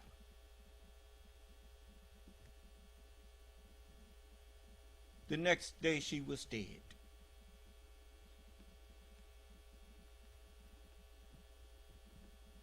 One of my followers' cousins.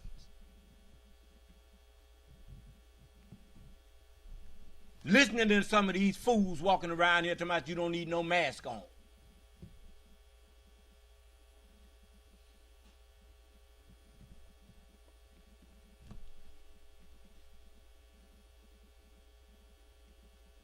The man wouldn't even tell you to put on a mask.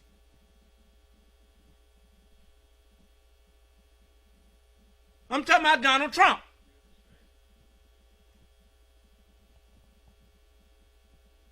Howard Stern told you.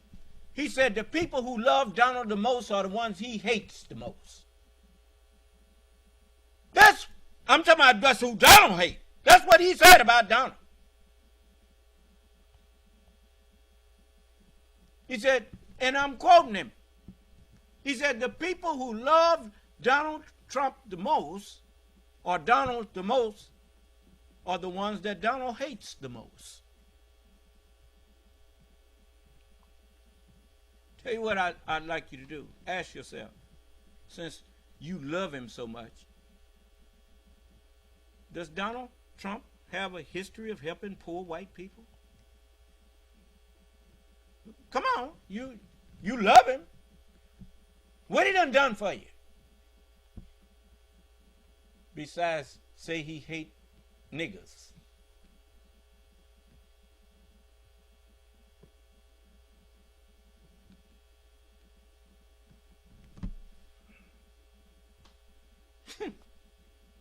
Boy, y'all something. Regarding the subpoena for security camera footage. And 2 hours later, Walt Nauta received a text message from a coworker, Trump employee 3, indicating that Trump wanted to see Nauta. And less than 2 hours later, Nauta, who was scheduled to travel with Trump to Illinois the next day, changed his travel schedule and began to make arrangements to go to Palm Beach, Florida instead. Walt Nauta told no one about why he was really going to Florida. He told one person that it was a family emergency. Walt Nauta seemed to know at the time that the reason he was going to Florida was something that had to be kept secret. Later that day, while Walt Nauta was making his plans to go to Florida, Nauta and de Oliveira contacted Trump employee 4, who was the director of information technology at the Mar-a-Lago Club. Nauta and de Oliveira exchanged text messages with Trump employee 4 asking if he was going to be around tomorrow, which was a weekend. Trump employee 4 texted Nauta, "Bro, if you need me, I can get away for a few, just let me know." On Saturday, June 25th, Walt Nauta traveled from New Jersey to Palm Beach, Florida. Carlos de Oliveira told another Trump employee that Nauta was coming down, but he asked that employee not to tell anyone that Nauta was coming down because Nauta wanted the trip to remain secret. Shortly up. I wanna show you that the scripture is being fulfilled here. That there shall be 2 in the bed, one shall be taken and the other left. It says, one of you is a believer and one of you is a disbeliever. When before the nation had its trial and fell apart, that before that foundation was dismantled, we were told that Minister Farrakhan and all of them was standing up telling us the same thing. Minister Abdul Karim, he said, the messenger said that you'll be walking right next to one that turns back and you say, "Oh no, not you too." And you know, everybody had to be tried. Now you notice Nauta and this other man was talking, and he said, what's up, bro? If you need me, I'm there. Huh? I mean, so they was buddies. But they was not buddies in crime. Nauta misread their friendship, obviously. You know, there are, look, man, I can go along with you with a lot of things. But I'm not going to go along with you to burn our house down. Do you understand? I can't support you in doing something that my whole life is Islam. Where in Islam does it teach us to go and overthrow people's government?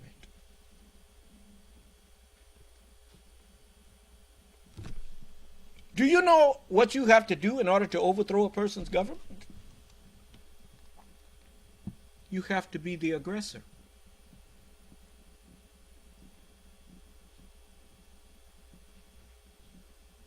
Allah loves not the aggressor.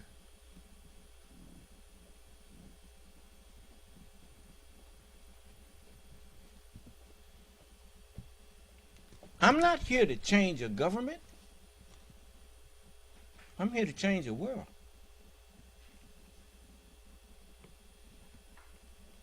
All of your ways that you have been practicing have brought you to the state that you are in right now. And there ain't no peace nowhere on this planet. What does that say about what you've been calling government? Your kingdoms have been weighed in the balance and have been found wanting. That's why you can't come in here and hold an intelligent conversation with me who disagrees with what you stand for. I mean, generally when you disagree with what someone stands for, they can present some facts that justify their stand. And those facts cannot be pushed aside. But anything you try to come to me with, I can push it aside. Which shows you that you don't have any facts. It's a fact that you all who were so anxious to burn down the government of the United States, you ain't got no government to replace it with.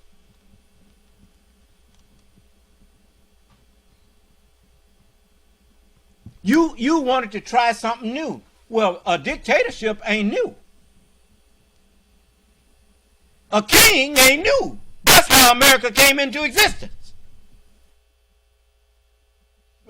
Oh, getting rid of a king from being over there. So now, when you say you want to reinstall a king, you going backwards. That didn't work out before when you did it. Even the Three Little Pigs had sense enough not to go build another stick house. I didn't hear you. They built a straw house, and it got blown down by the wolf. They didn't go build another straw house. They built a house from sticks. Sticks are stronger than the straw, but wasn't stronger than the wolf. It got blown down. Then they built a brick house and waited for the wolf. He came down the chimney and fell in some scalding water, and that was the end of it. Huh? Third time was a charm, wasn't it? Okay. Now, you ain't got nothing to replace the Democratic Republic with, but you want to burn it down for something that you already burnt down once. You even call this a great experiment or a grand experiment.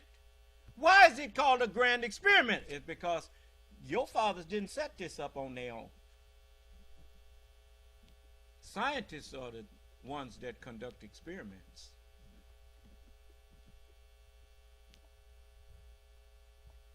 You see, God is a scientist. That's why they put in the Pledge of Allegiance, one nation under God. This experiment ain't just something that they just thought up. This experiment was something that God did to be an example for me.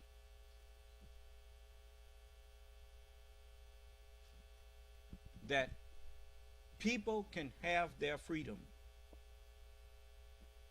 and without them being forced to do things your way. If you enlighten their minds enough, you can reason with them to see things your way and agree to do things your way. Because they will adopt your way when they see that it is better. Do you understand? You see, because it's a saying that a man who's forced to do something against his will, in his mind, his opinion has not changed. He is of the same opinion still.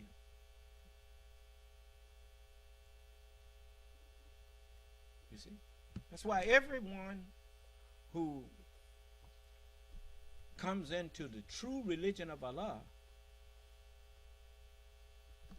they did so based on reason. They did it willingly. So when they are told by Allah what to do, they willingly do it. Do you understand? And then they discover that by pleasing Allah,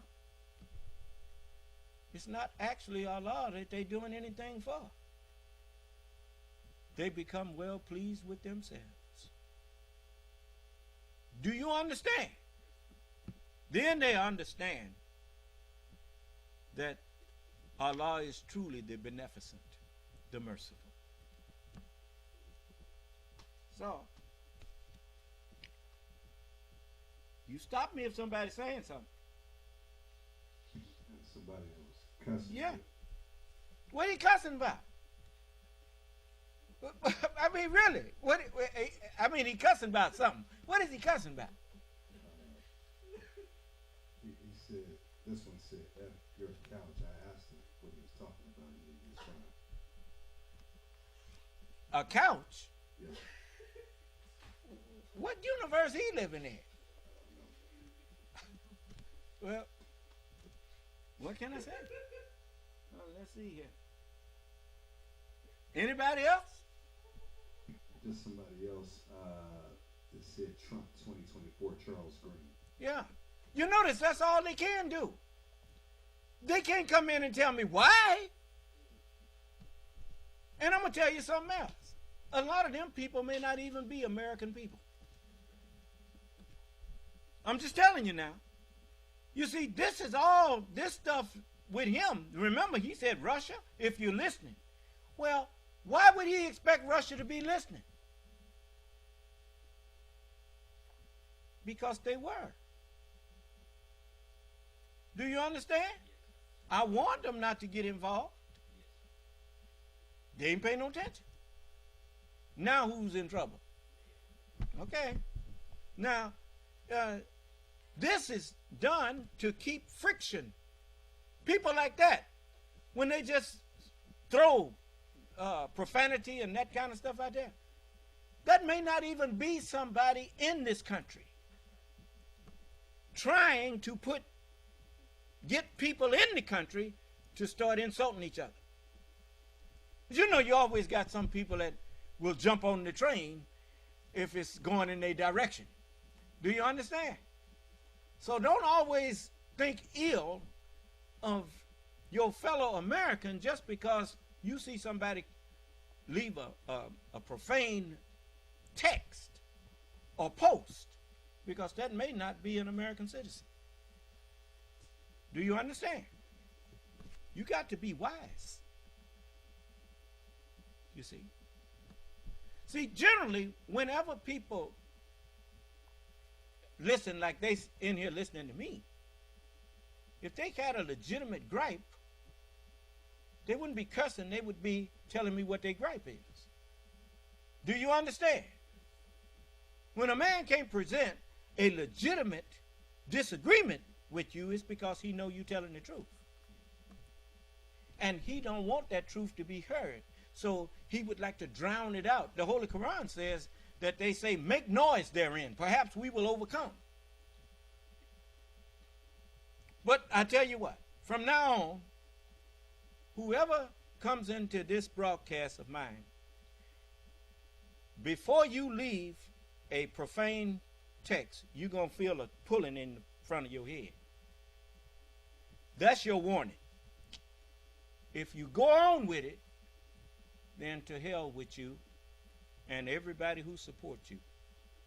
Amen, amen, and amen. Now do it again. Arriving at Mar-a-Lago the next day, Walt Nauta and Carlos de Oliveira, quote, went to the security guard booth where surveillance video is displayed on monitors, walked with a flashlight through the tunnel where the storage room was located, and observed and pointed out surveillance cameras.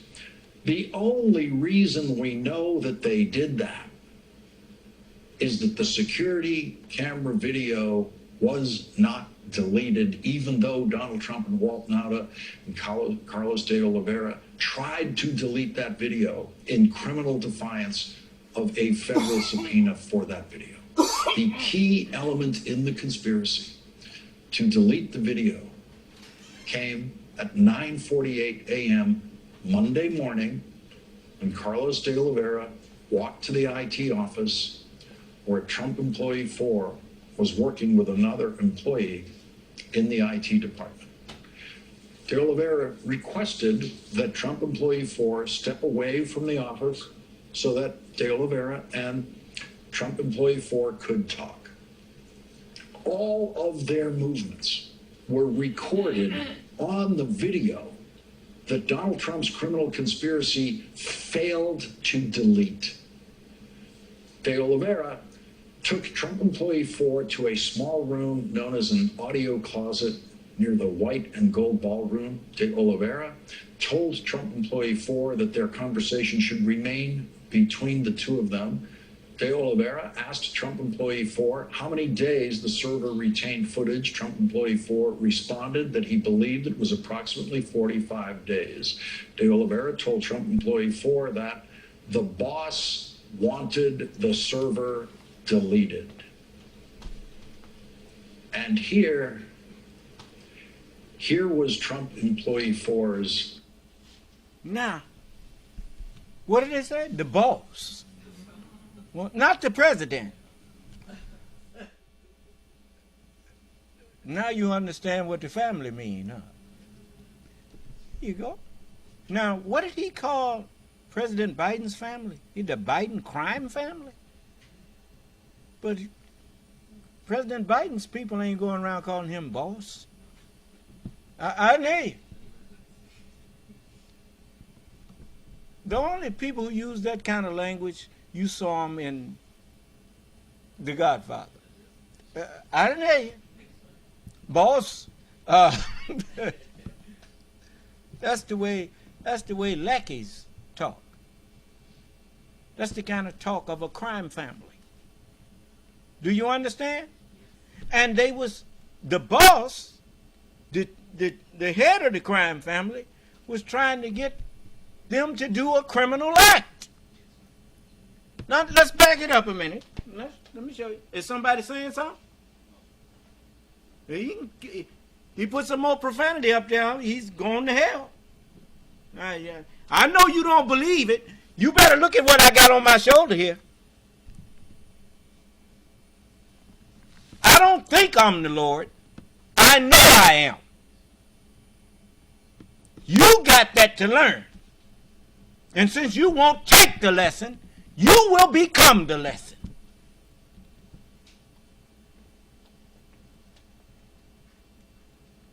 Moment in history, whether he knew it or not. I want to back that up just a minute. Between the two of them, De Oliveira asked Trump employee 4 how many days the server retained footage. Trump employee 4 responded that he believed it was approximately 45 days. De Oliveira told Trump employee 4 that the boss wanted the server deleted. And here was Trump employee 4's moment in history, whether he knew it or not.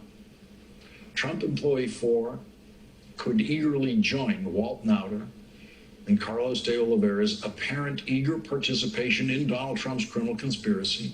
Trump employee 4 could do what the boss wanted, which is what all Trump employees are always supposed to do in Trump world. It's always about what the boss wants and nothing else. And employees are hired by Donald Trump in the hope and belief that he is hiring and finding the kinds of employees who will do whatever the boss wants, no matter what, whether it is legal or illegal. This was Trump employee 4's moment. He could make the conspiracy work. He could prevent the FBI from ever knowing the truth about the way the boxes were moved to prevent materials from being handed over to the FBI, subject to a federal subpoena. Trump employee 4 could commit a crime for the boss or do the right thing. De Oliveira told Trump employee 4 that the boss wanted the server deleted. Trump employee 4 responded that he would not know how to do that and that he did not believe that he would have the rights to do that. Trump employee 4 told De Oliveira that De Oliveira would have to reach out to another employee who was a supervisor of security for Trump's business organization. De Oliveira then insisted to Trump employee 4 that the boss wanted the server deleted and asked, what are we going to do now? Now, remember something. Why was they having secret meetings? Whose house was they at? They was at Donald Trump, a former president's residence. A former president, his residence is always guarded. He's not just guarded. His residence is guarded by Secret Service. So they couldn't let the Secret Service hear these conversations. Oh. Which tells you that the Secret Service is not full of dishonest people either. I didn't hear you. You see, these are patriotic people. Many people think that the Secret Service guards presidents because they got some, special love for the former presidents. It ain't got nothing to do with love for the president. It's love for the United States and the United States secrets.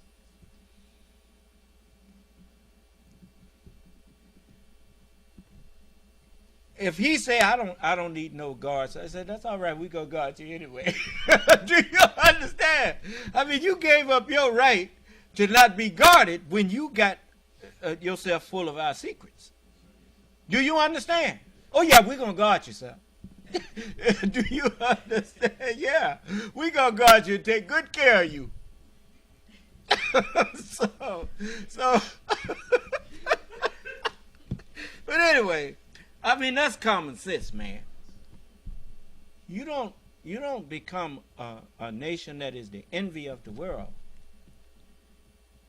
that's filled with dictatorships, and think you don't have enemies.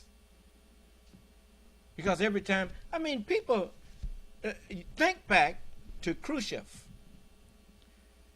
and the wall that he had to build, not to keep people out of Russia or the USSR.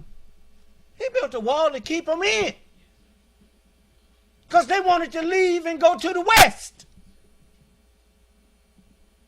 So you know they hated the U.S.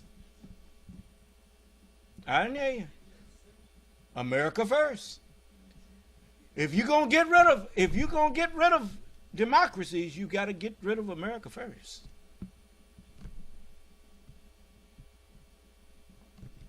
You see? So every time you hear somebody holler America first, know that that's what they're talking about. Even if it's a fool that don't have sense enough to know it. Donald Trump and them know it. What did he try to do? Didn't he try to make himself, as he said, president for life? What? That's what happened in China or somewhere, wasn't it? President for life. He gonna call himself president. Well, you ain't no president if you president for life. President is a term for the Democratic Republic who elects their people. So you're gonna take a name that denotes a Democratic Republic, but you're gonna be a king. Huh? They didn't even want to call the White House the presidential mansion. They just call it the People's House. They call it that state building, the People's Building, the People's House. So, they wanted to get as far from kings and queens as they could. And with the help of Allah, they did. And these fellas who tried to overthrow it found out it's a lot more intricate than it appears. It's not so easy to go and send false electors and all of that stuff up. It got safeguards against that stuff. And they ain't going to tell you all of the safeguards they have. That's what makes them safeguards.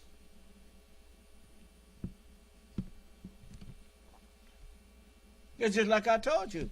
I ain't going to tell you how they know how to find these people. I know how they know.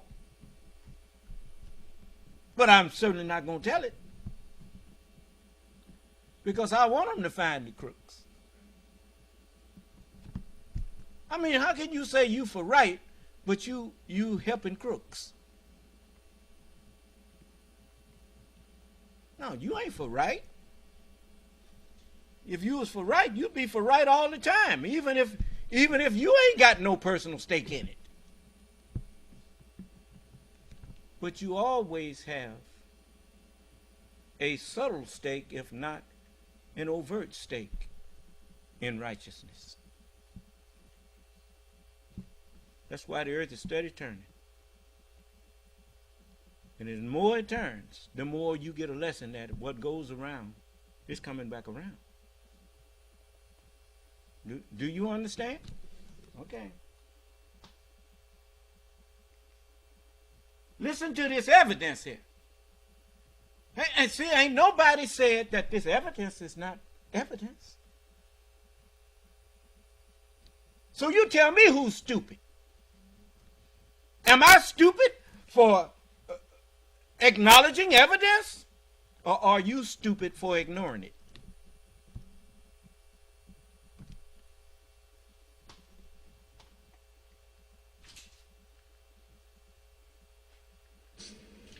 That is the end of that criminal conversation as described in the indictment today. The supervisor of security for Trump's business organization is Matthew Calamari, who has testified to Jack Smith's grand jury. Minutes after that conversation, De Oliveira texted Nauta, who was still in Florida, "Hey, buddy, are you working today?" De Oliveira then called Nauta at 10:15 a.m., and they spoke for approximately 1 minute. The security camera video, which Trump employee 4 refused to delete, shows De Oliveira walked through the bushes on the northern edge of the Mar-a-Lago Club property to meet with Nauta on the adjacent property, then walked back to the IT office that he had visited that morning, and then walked again through the bushes on the northern edge of the Mar-a-Lago Club property to meet with Nauta on the adjacent property. So there's the video showing Carlos De Oliveira discussing the failed mission to delete the video with Walt Nauta and then walking back to the IT office, presumably to try one more time with Trump employee 4. A few hours later, Trump called De Oliveira, and they spoke for approximately 3.5 minutes. And that is when Donald Trump no doubt learned that he hired the wrong IT guy at Mar-a-Lago. He hired Trump employee 4.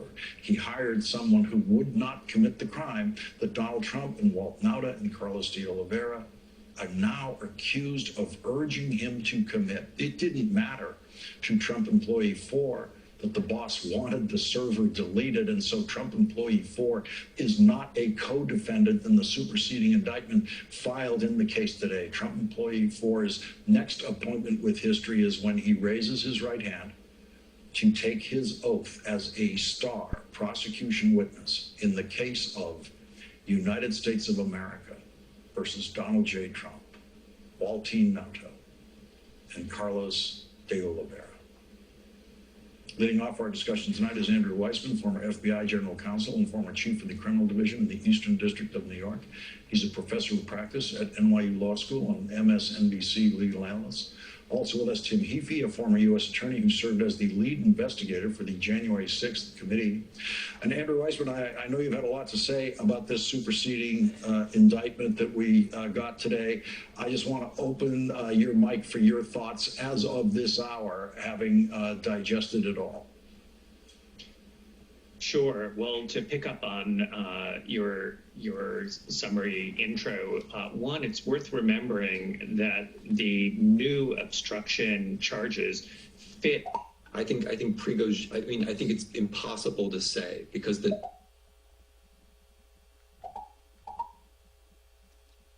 Well, let's rewind, and I hit the wrong thing. But I want you to remember something.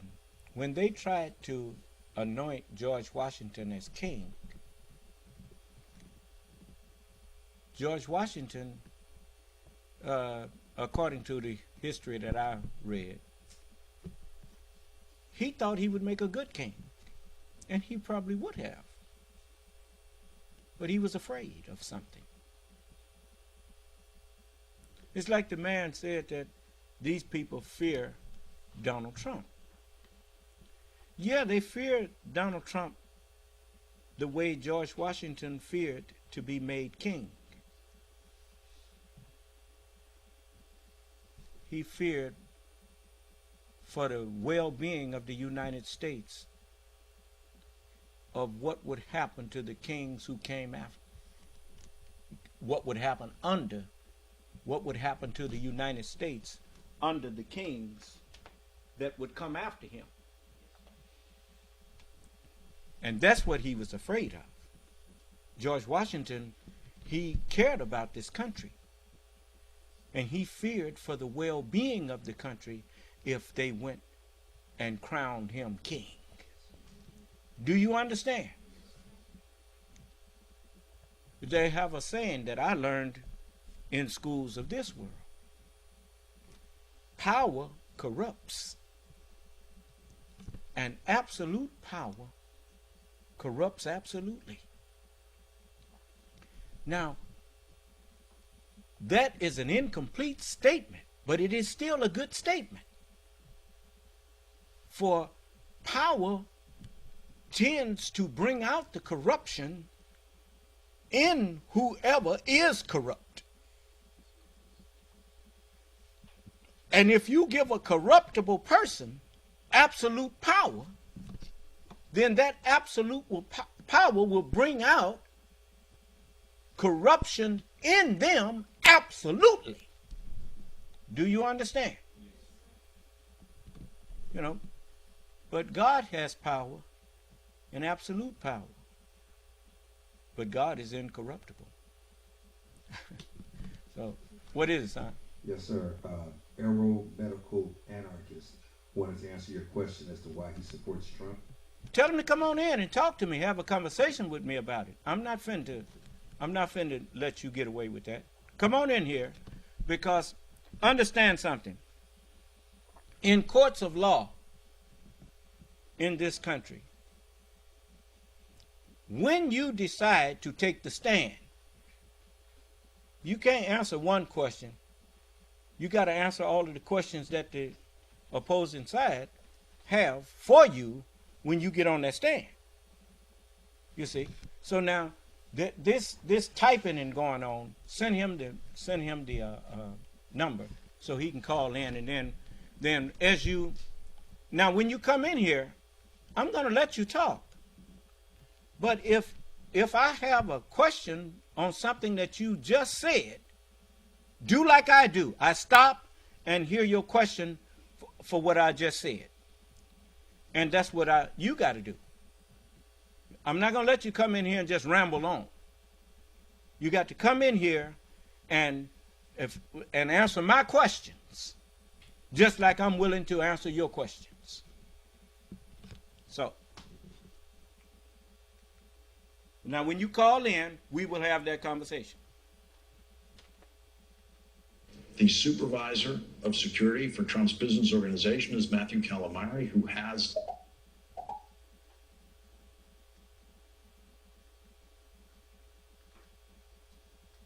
clucking sound and was saying, let's just remove the documents that the government has subpoenaed. He then engaged in a very sort of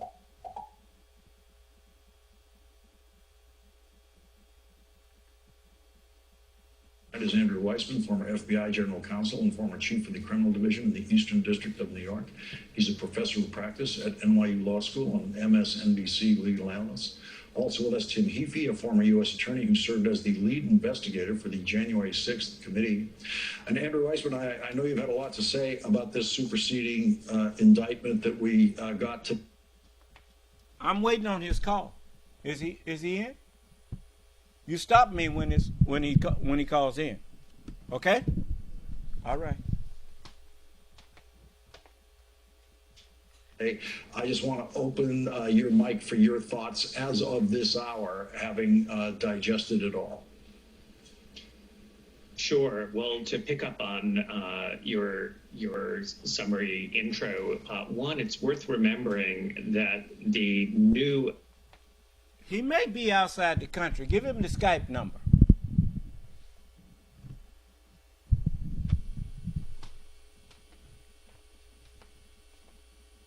Obstruction charges fit so well with the already charged obstruction. If you will remember, it's already charged that the former president made a plucking sound and was saying, let's just remove the documents that the government has subpoenaed. He then engaged in a very sort of convoluted conspiracy to keep documents from his attorney, so his attorney would think he's producing everything when he wasn't. So that's sort of one conspiracy to obstruct that was already charged. Now you have a second one to remove sort of surveillance video. To your point that it was not successful, this is such a great piece then of evidence for a prosecutor, because this is what a prosecutor is going to do at trial. They're going to play the surveillance video and they're going to say, this is the evidence that Donald Trump and the other defendants did not want you to see. So it is really good evidence of both the obstruction and the underlying crime, because you don't need to obstruct if you didn't commit any sort of crime. You have nothing to worry about. So, and by the way, any of you that have some evidence that will show that something is amiss, tell me how to find it online and I'll play it, and then we will see. I mean, so I don't want to help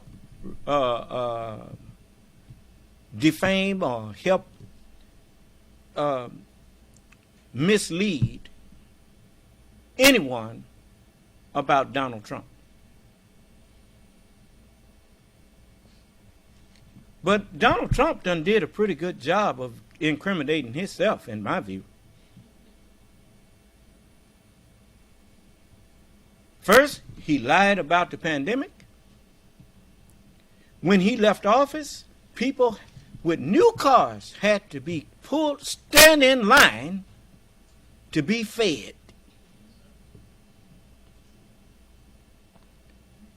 Not just black people, white people. This man was a blight on this country.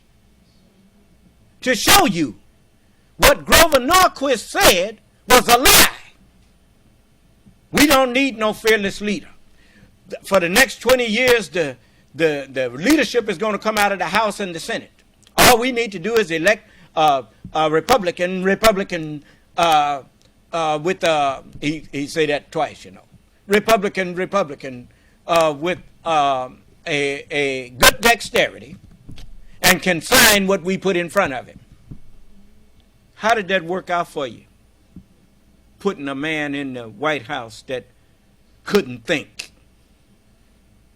How did that work out for you?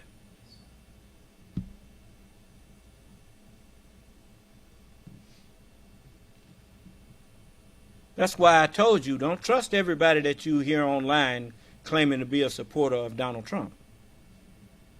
Because a lot of them people don't even live in the United States. You better wake up. You don't know where people at on the internet.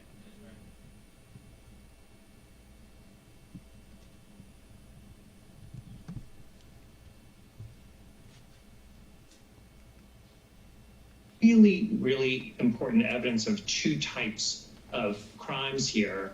And it really bolsters this case, which was already really strong. And so you can understand, once they developed this evidence, why they thought it was important to supersede and add both additional charges and an additional defendant, understanding that the risk is that it could cause any of these defendants to seek a different trial date. Tim Heafy, this new information is so clear for a jury. It is so clear for anyone trying to comprehend what's going on. And it echoes all the way back to Watergate with President Nixon trying to destroy the tapes, trying to have tapes erased. There's a big 18-minute gap on one of the crucial tapes. The concept of erasing tapes, erasing now, in this case, videotapes to hide your criminal tracks is now a very old American story. Yeah, absolutely, Lawrence. And look, it is entirely consistent, not just, as Andrew said, with the earlier counts in the indictment, but evidence that the Select Committee developed. We heard a lot about the president's affirmative destruction of documents, that he would at times tear things up and throw them in the trash, and that aides would have to scurry behind him, retrieve them, tape them together. Some of the documents produced to us appeared to have been torn and taped together. So there's a pattern here over. You see how it was some patriotic people in there just keeping a low profile, watching this treasonous president break the laws of the United States and boo-boo all over the Constitution. And they just quietly was undoing a lot of things that he did. Do you understand? Knowing that, it's like I told you about it as a barber, one of our favorite sayings was, the difference between a good haircut and a bad haircut is 2 weeks. Do you understand? And so likewise, the difference in a good president and a treasonous dog is 4 years. Do you understand? And the Justice Department does not sleep. A year and a half after Trump left office, according to them, they had a subpoena to get documents from his house. You can't get subpoenas for documents to go into a president's house or to anyone's house on no spur of the moment.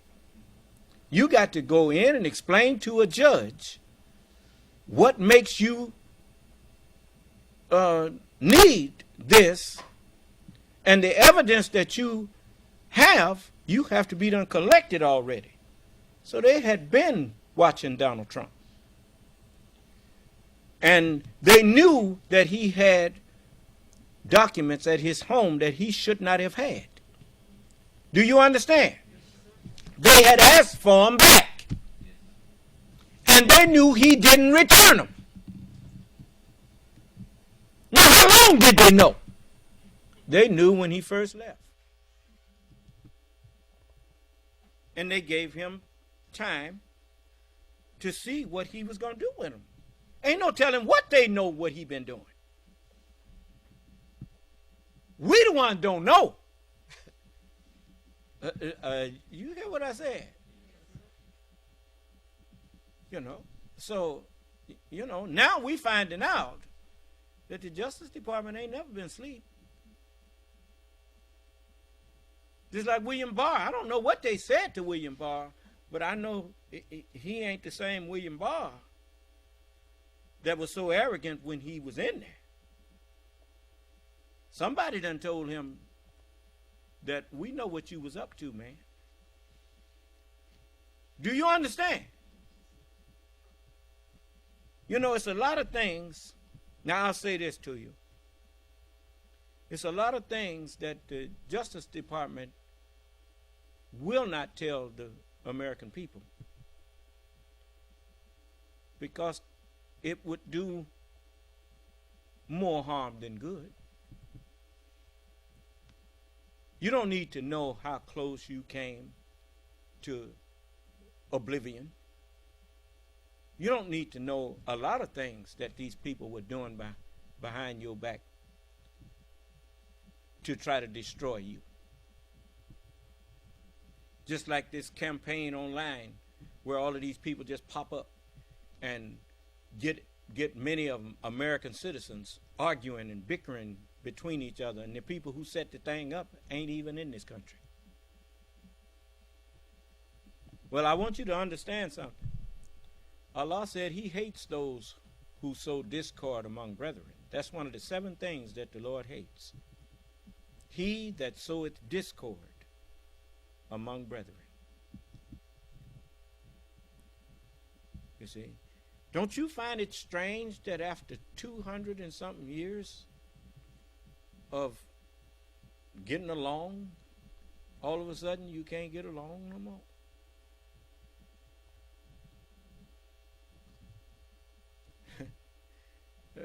What's new? The internet.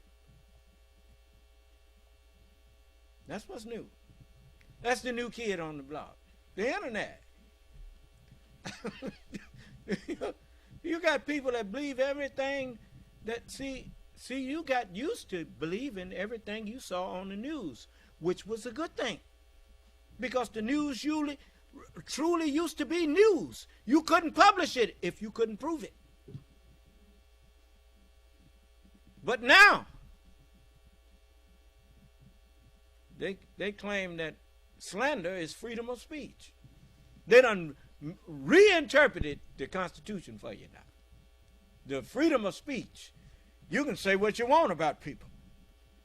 If you could say what you want about people with impunity, then there would not be laws against slander and libel.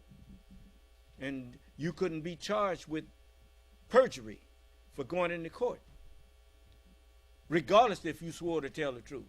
If you decided you was going to exercise your freedom of speech and lie, that's your business. Is that right? So see how they dumb you down and then they reinterpret your freedoms for you. Just the freedom to bear arms. The right of the people to keep and to bear arms shall not be infringed. Why did you omit the part that says a well-regulated militia being necessary to the security of the state? Why did you omit that part? They always talk about your Second Amendment rights.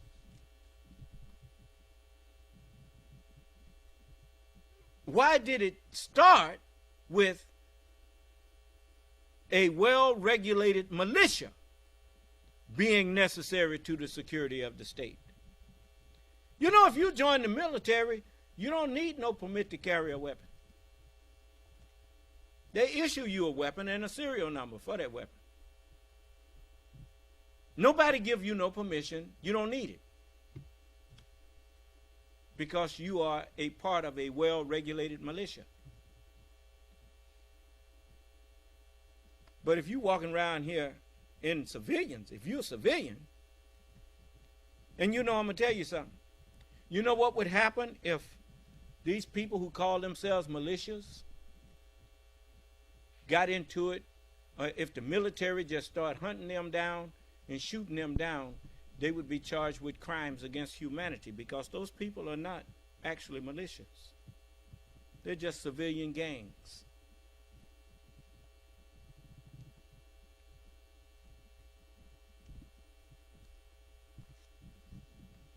You wouldn't stand a chance against the Marine Corps or the Army. You remember what happened to Gaddafi when he started bombing his people? The United Nations stepped in and made a no-fly zone because he was doing something that was a crime. You don't take the military that was funded and given to you by the money of the people and then turn that military on the people who made it possible for that military to exist. That's one of the reasons why treason is frowned upon, and I don't know if it still carries the death penalty, but it should. Because you're taking up arms against the people who set up the means by which you are attacking them.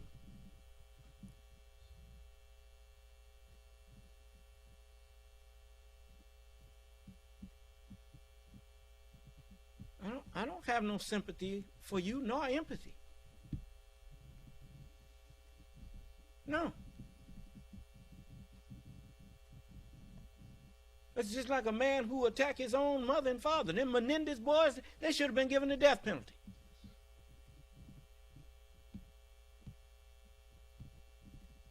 Here they parents sitting there watching TV, done made them millionaires if something happened to them. So it wasn't happening quick enough, so they go kill them. Then lie on their daddy.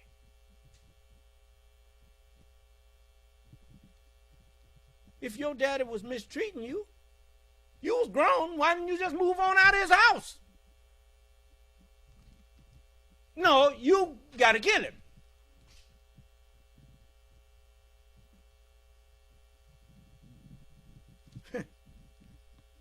No, you ain't got nothing, no excuse. So likewise, you don't take up arms against your government and then call yourself a patriot. See, the only king that is worthy to be referred to as a government is God himself.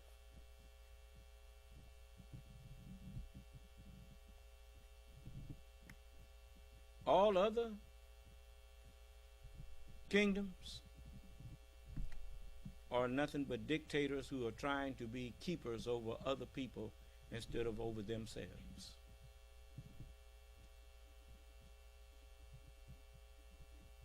You cannot be another man's keeper without that man's willing permission. That's why even God, having the authority, said there's no compulsion in religion.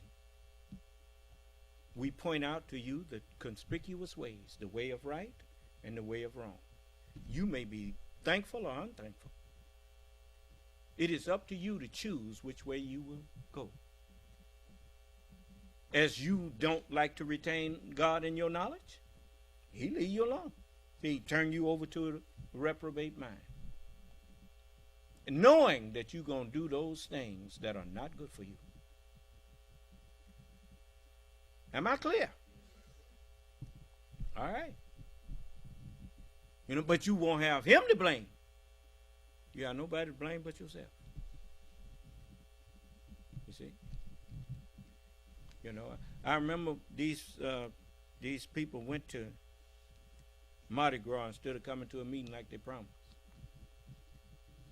3 of them. How many of them got killed, brother? Do y'all remember that? How many of them died? As I've told all of you so many times, if I do my job right, you never know what you were saved from. I'll give you a good example. Remember Jean Dixon? Y'all ever heard of her? She had a premonition that President Kennedy shouldn't go to Dallas. Now, if he had listened to her and not gone, then he wouldn't have been there to get shot. But what do you suppose he probably would have thought? Wasn't nothing going to happen to me.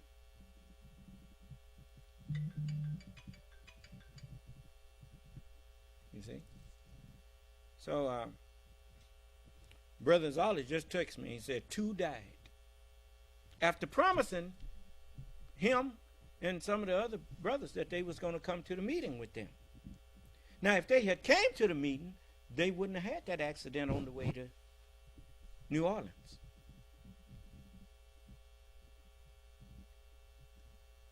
It reminds me of where you going what's going to happen to you going to happen to you.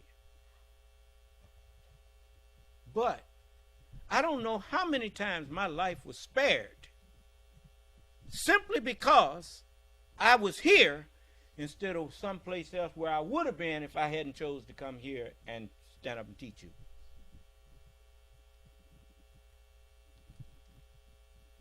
I don't know. I'm just like Tweety Bird. You know, going along, never knowing the dangers that was all around. And say, I thought I saw a put it there. I didn't hear you. Yeah. You know, people is planning to kill me. People have been planning to kill me for a long time. But I'm still here. Because I keep my duty.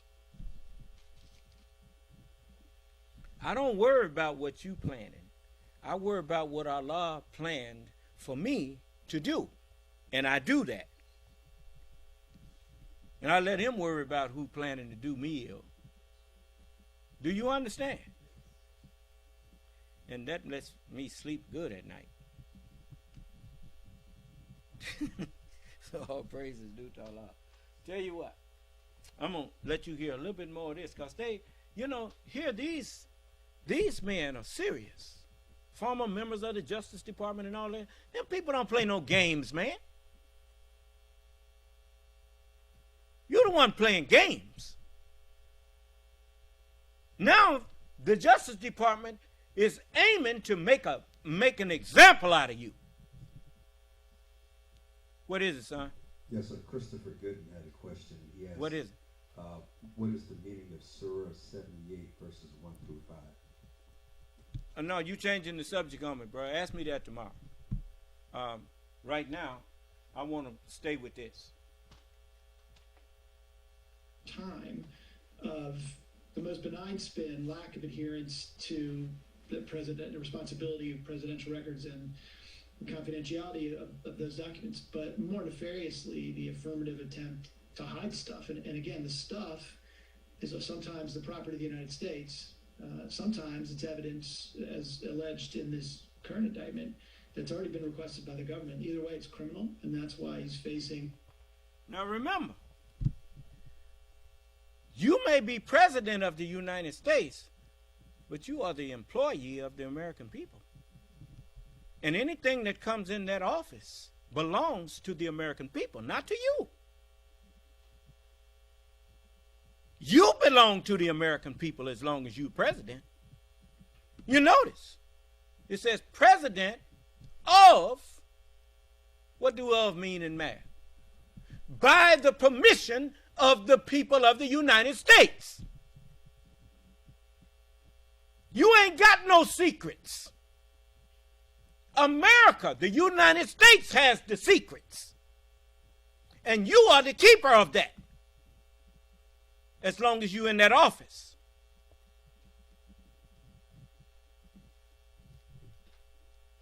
The President of the United States never ceases to exist. The people who hold that office cease to exist. But the President continues. Do you understand? So he's sitting up there talking about he had a right to keep them. No, he did not. Even when he was in the office, he didn't have a right to take them documents out in the public where they could not be secure. He didn't have that right.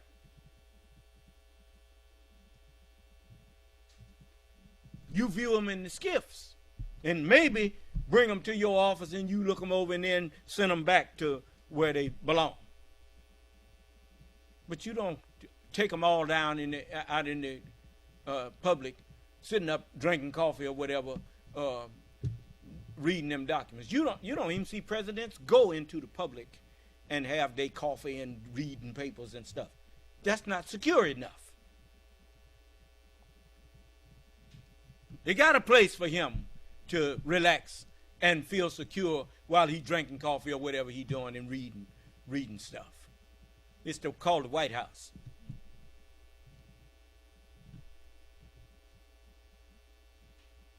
But he tried to destroy that office by being an unworthy and incredible man in that office. For when when every time you turned on the news, here you got the President of the United States doing something stupid. That brought the notoriety and the auspiciousness of that office down until you got everybody and his brother thinking they can run for president now. What are your qualifications? Don't need none. Donald Trump got in there. I didn't hear you.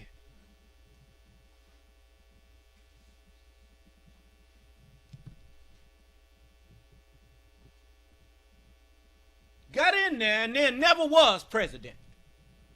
He never accepted the responsibility of that office. Whenever something didn't work out, he put the blame to somebody else. What did Harry Truman say when he was in there? The president can't pass the buck. Whatever goes on, if you want to take a bow when it goes right, take the blame when it don't.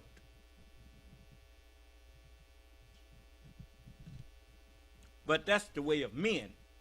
But Donald Trump is not a man.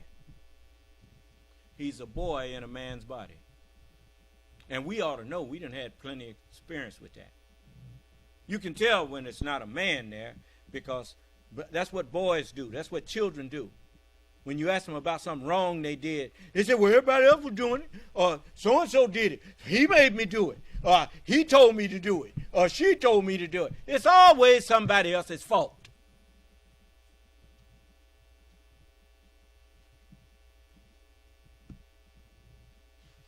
But a grown man, he said, well, I exercised poor judgment. It's on me. Do you understand? He ain't never said it's his fault.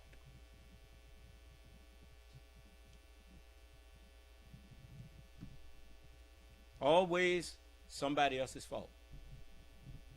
That's what he meant. Really, that's how you know he ain't never took the blame for nothing, because he said when he was asked, have you ever asked God for forgiveness? What do you need to ask forgiveness for if you ain't never took the blame for doing nothing? I didn't hear you. So he never took the blame for nothing. So no, he ain't never asked for no forgiveness.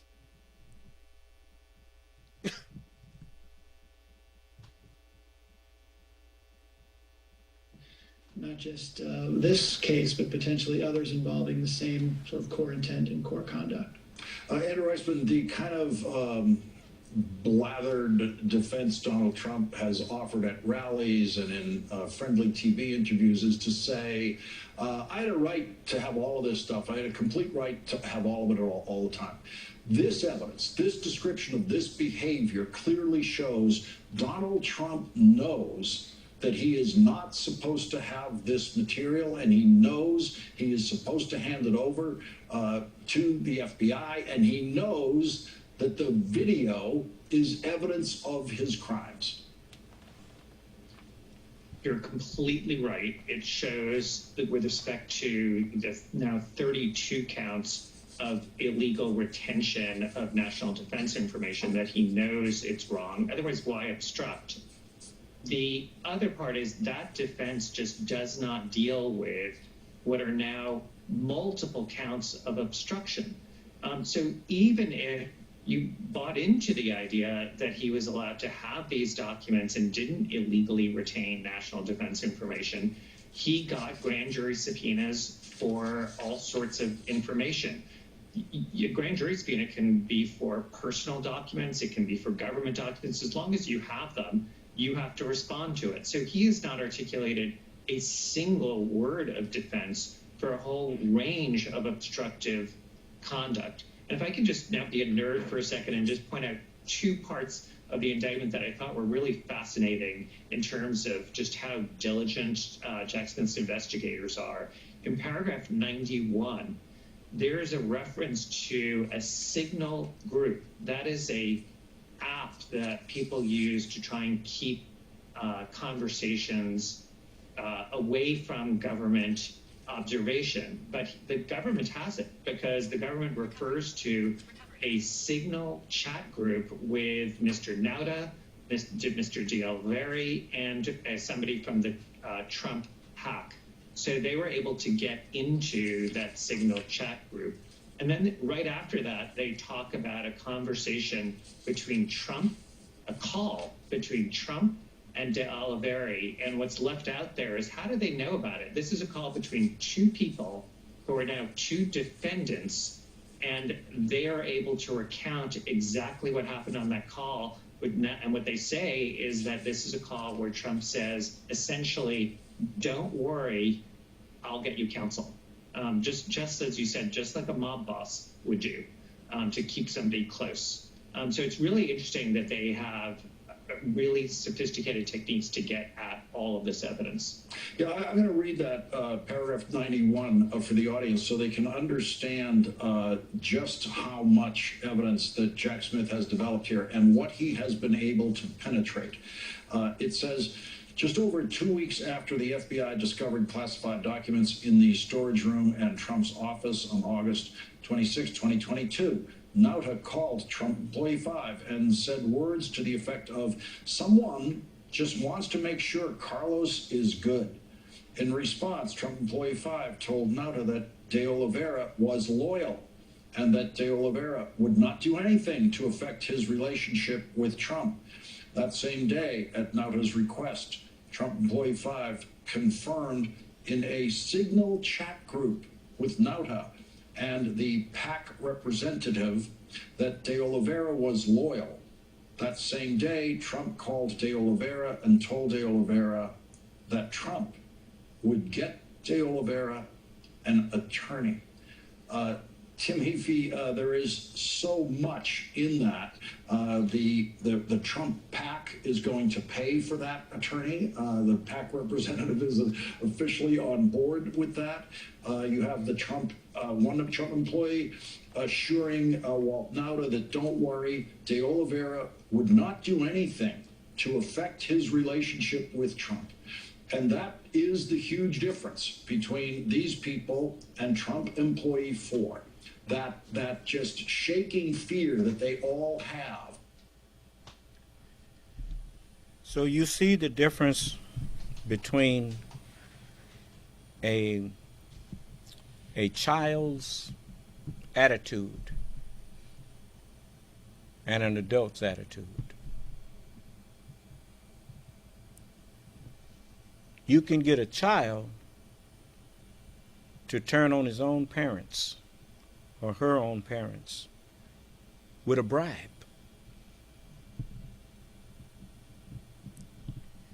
You can get a man with a child's mind to turn on his own country with a bribe.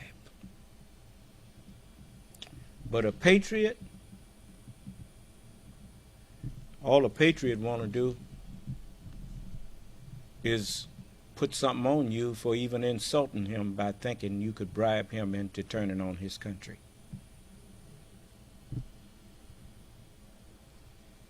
Like to put some on your monkey ass. That's what. So, anyway, that this Donald Trump, he thinks everybody got a price because he has a price. That's all he thinks of, is how much money he can bilk out of somebody, and you give him enough money, he'll do anything.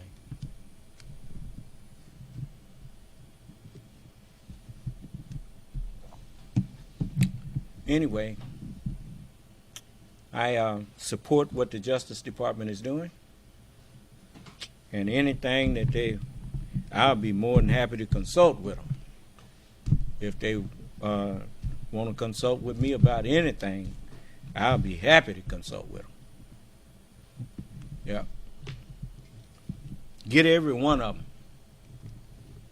Everybody who had anything, that's why you got these people sitting up in Congress call themselves talking about investigating the Justice Department. Investigating the Justice Department with what? The FBI is part of the Justice Department.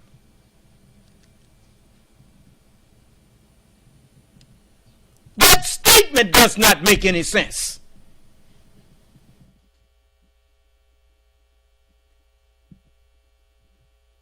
I know why they want to turn you against the Justice Department, because a lot of them is text messages from them in their part in the attempted coup, attempted overthrow of the government. And they don't want that to come out. Jim Jordan ended up to his neck. Ted Cruz, all of them. Yeah. So, you know, when you look at what they tried to do, objecting to the election after all of the avenues had been exhausted, what are you objecting to? A free and fair election? You didn't prove any fraud in there.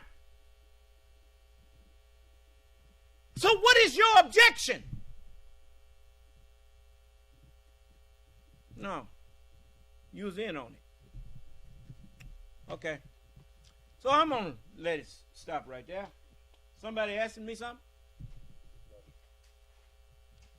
I want to say to those who, I know Donald Trump ain't running Truth Social. Somebody with some sense running it. And I want to say, hey man, ain't no reflection on you. If Donald want you to take me off again, take me off. Don't lose your job. But those of you who I tell you what.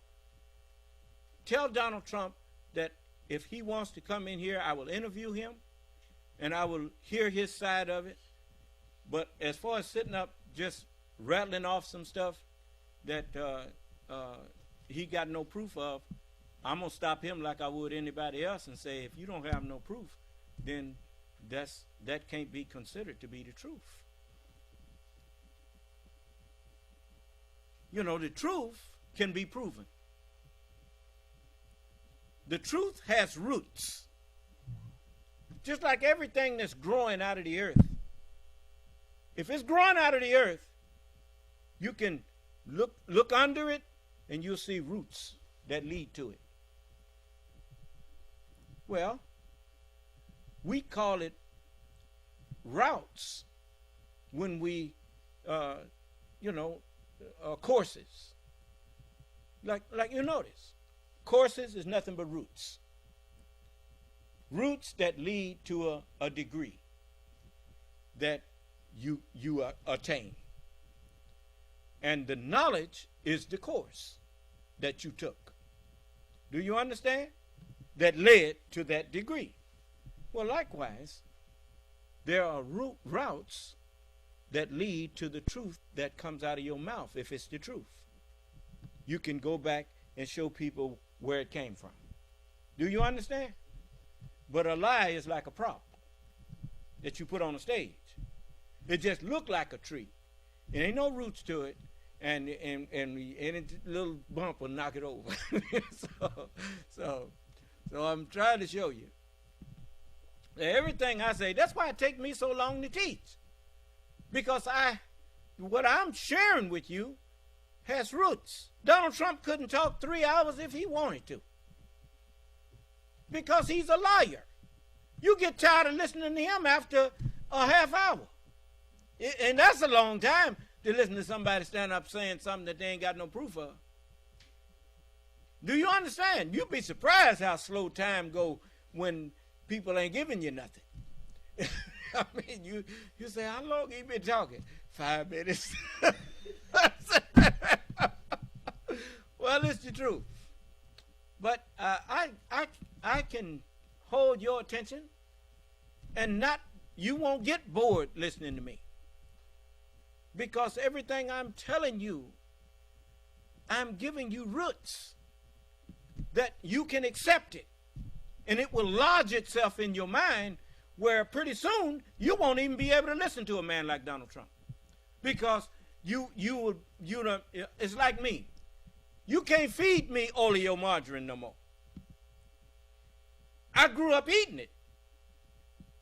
But if it ain't butter, I don't want it. I don't want nothing to taste like butter. I want butter. If I'm going to eat butter, I want to eat butter. Do you understand? And so, you know, a lot of things that I grew up eating, after I accepted Islam and learned the proper things to eat, I started eating the proper things. I had to force myself at first. But now, you know, like today, I had me some broccoli, cauliflower, carrots, rice, and fish. And it was good. And it's good for me. You see, and some bread. But now, you know, there was a time when I wouldn't eat no broccoli or cauliflower. Or carrots. You know, because that ain't what I grew up eating. You have not, many of you who've been watching Fox News and all of these different channels, they've convinced you that they're the only ones telling you the truth. Well, if they're the only ones telling you the truth, how come they don't invite people like me on there to talk with them and question them?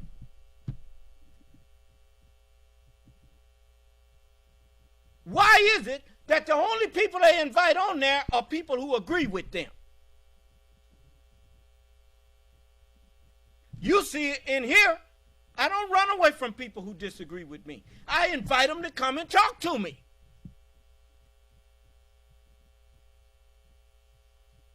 I told you, I don't hate you. I hate the game that's being ran on you. You listen to me, I wise you up. I have you ready to tell people like Donald Trump and all these people that come to you and play on your weaknesses or your hatreds or your, you know, they find something that they can capitalize off of.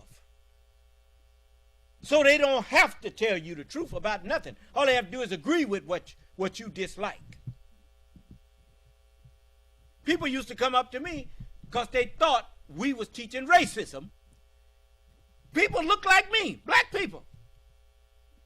Just come up to me and all of a sudden, you know, them old white folks is doing such and so and such and so and so. And I just look at them.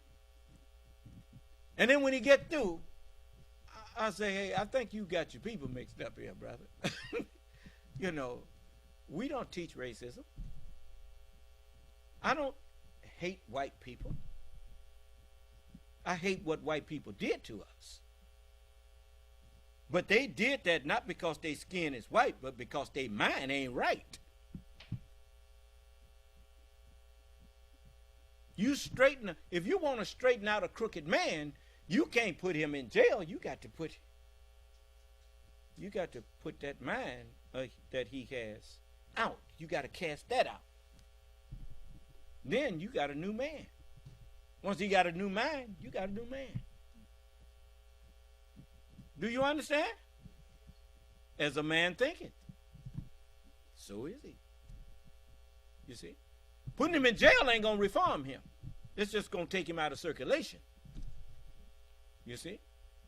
But you ain't changing him. You just stopping him from being able to, you causing him to go into remission. Do you understand? He can't spread his mischief no more because he in jail.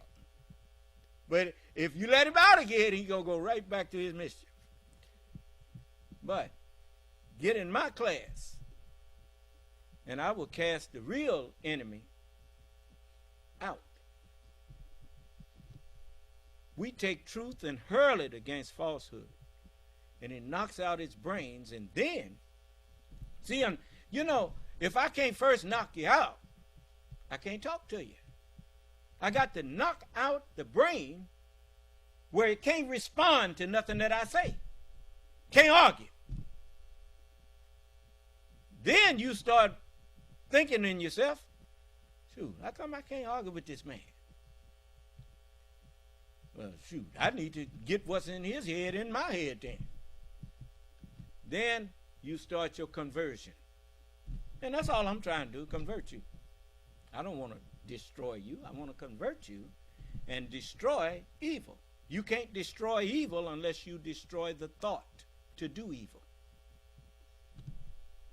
So that's what I'm here to do, to destroy the thoughts to do evil. You know, even Caucasian people, after they listen to me, they recognize that I'm not their enemy. I'm not anyone's enemy. I'm your Savior. Your enemy is that mind that you carrying around that's leading you to do things that's not in your best interest. It's never in your best interest to mistreat people, because you are inviting that same thing onto yourself. Whatever you do to other people, you can't help but expect them to be planning on doing it to you.